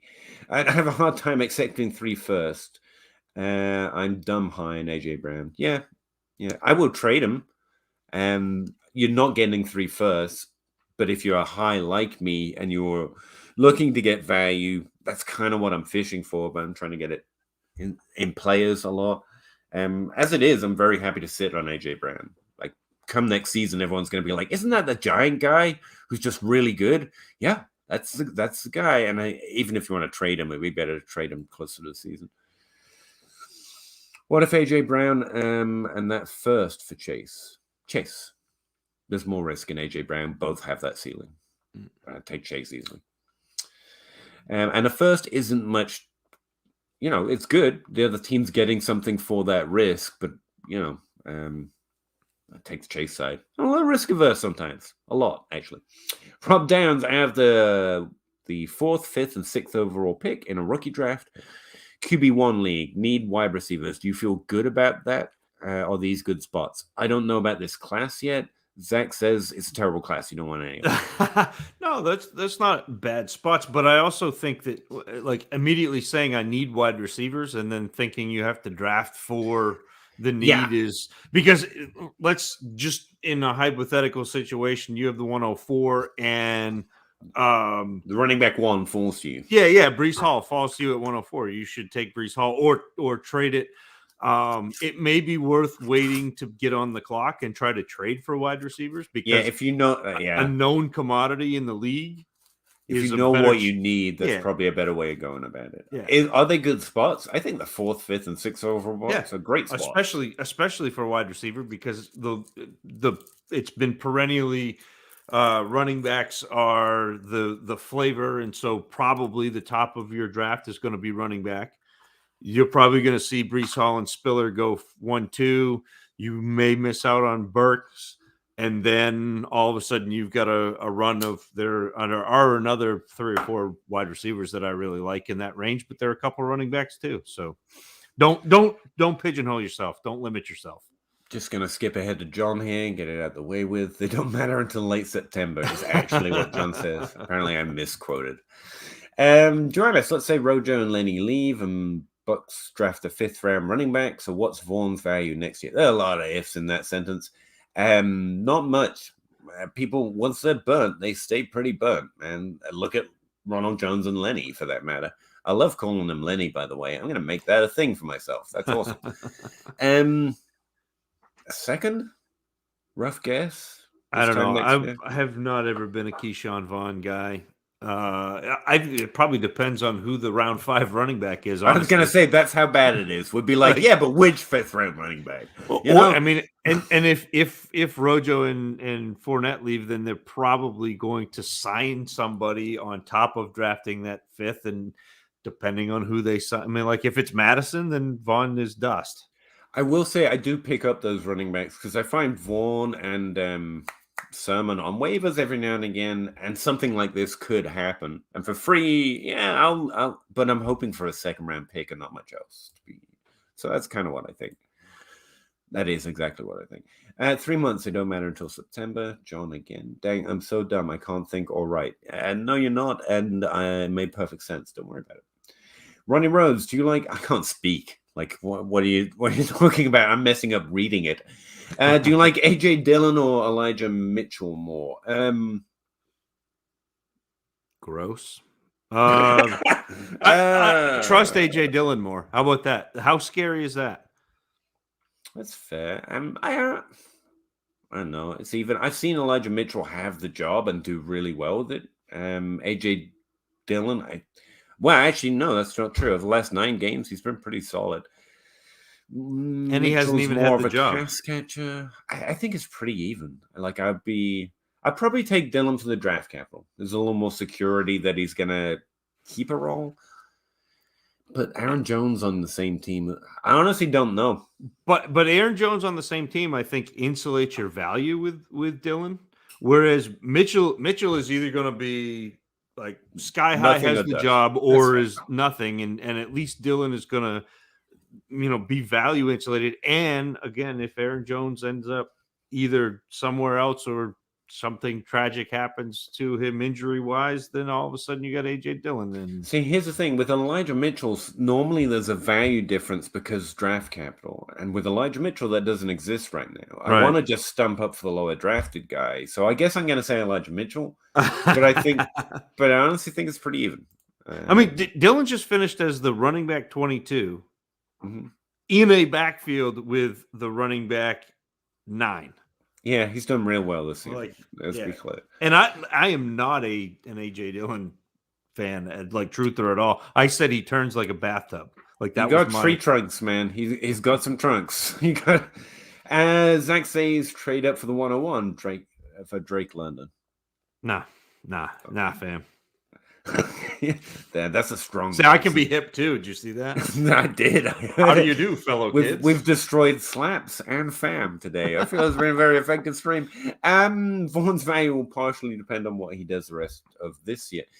That's the interesting thing about playoff teams. Yeah, they can have a good game, and that honestly, I think it's a really interesting. And I've seen a few people post it, including Adam Hanstead, to say that playoff teams are better stash candidates. It's interesting. AJ Dillon has that unknown upside. Okay.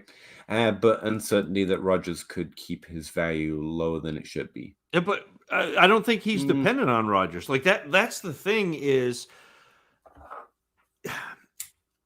he's not a pass catcher per se. That's kind of like I don't know. The efficiency in the offense and like a better offense is better but like basically Dillon needs to be the main back and get carries. That's the upside. To me, I really think I think Dillon is gonna keep his value pretty well. I am more concerned about Mitchell keeping his than I am about Dillon. Again, I think of Mitchell as more of a pass catcher. That's another thing that would slide me that way. But it's real even. It's not like either of them have done something bad. Like, well, this guy is bad at this. I can't. They've both been real good with what they've completely taken advantage of every opportunity that's come their way to earn the roles that we would expect good players to do. And both have done great with it. I mean, so you're just left with preference, I think, honestly. Or predicting the future, which is always, a little hit or miss. I'm keeping you to like a cash keeps me young. Keeping you too young like a cash keeps me young. Good luck. Good luck. You got a job. TaylorMade. Is Davante Adams a good buy? Yeah, I think so on Team Old Guy, as in there's a discount because of age. He's like, Michael Thomas, the only guy I'd have above him in terms of old guys that I'm interested in buying is Davante Adams. Speaking of a cash, he was asking people to re-rank the 2014 class and was surprised that people weren't overvaluing Odell Beckham's first 3 years or highly valuing just because there was such difference-making years, even though it tailed off. And he wanted the upside. And it occurred to me, like, not even he was noticing that Davante Adams was not also put at the top of that list. And it's basically because of age. And he's been, he's laid a breakout, but he's been consistent since then. And I think that was it. I think it was the later breakout. And he was looking at the first 3 years and being really excited about Beckham. Yeah. To me, though, if you know their careers, you must also, in this thought experiment, know the rest of the NFL and what happens. And I would rather have Davante Adams be just terrible the first 2 years, have a shot at the Barkley class and the CMC class and the Barkley class, bang, bang, to pair with Davante Adams. And then all of a sudden you just like roll. I mean, that's fair.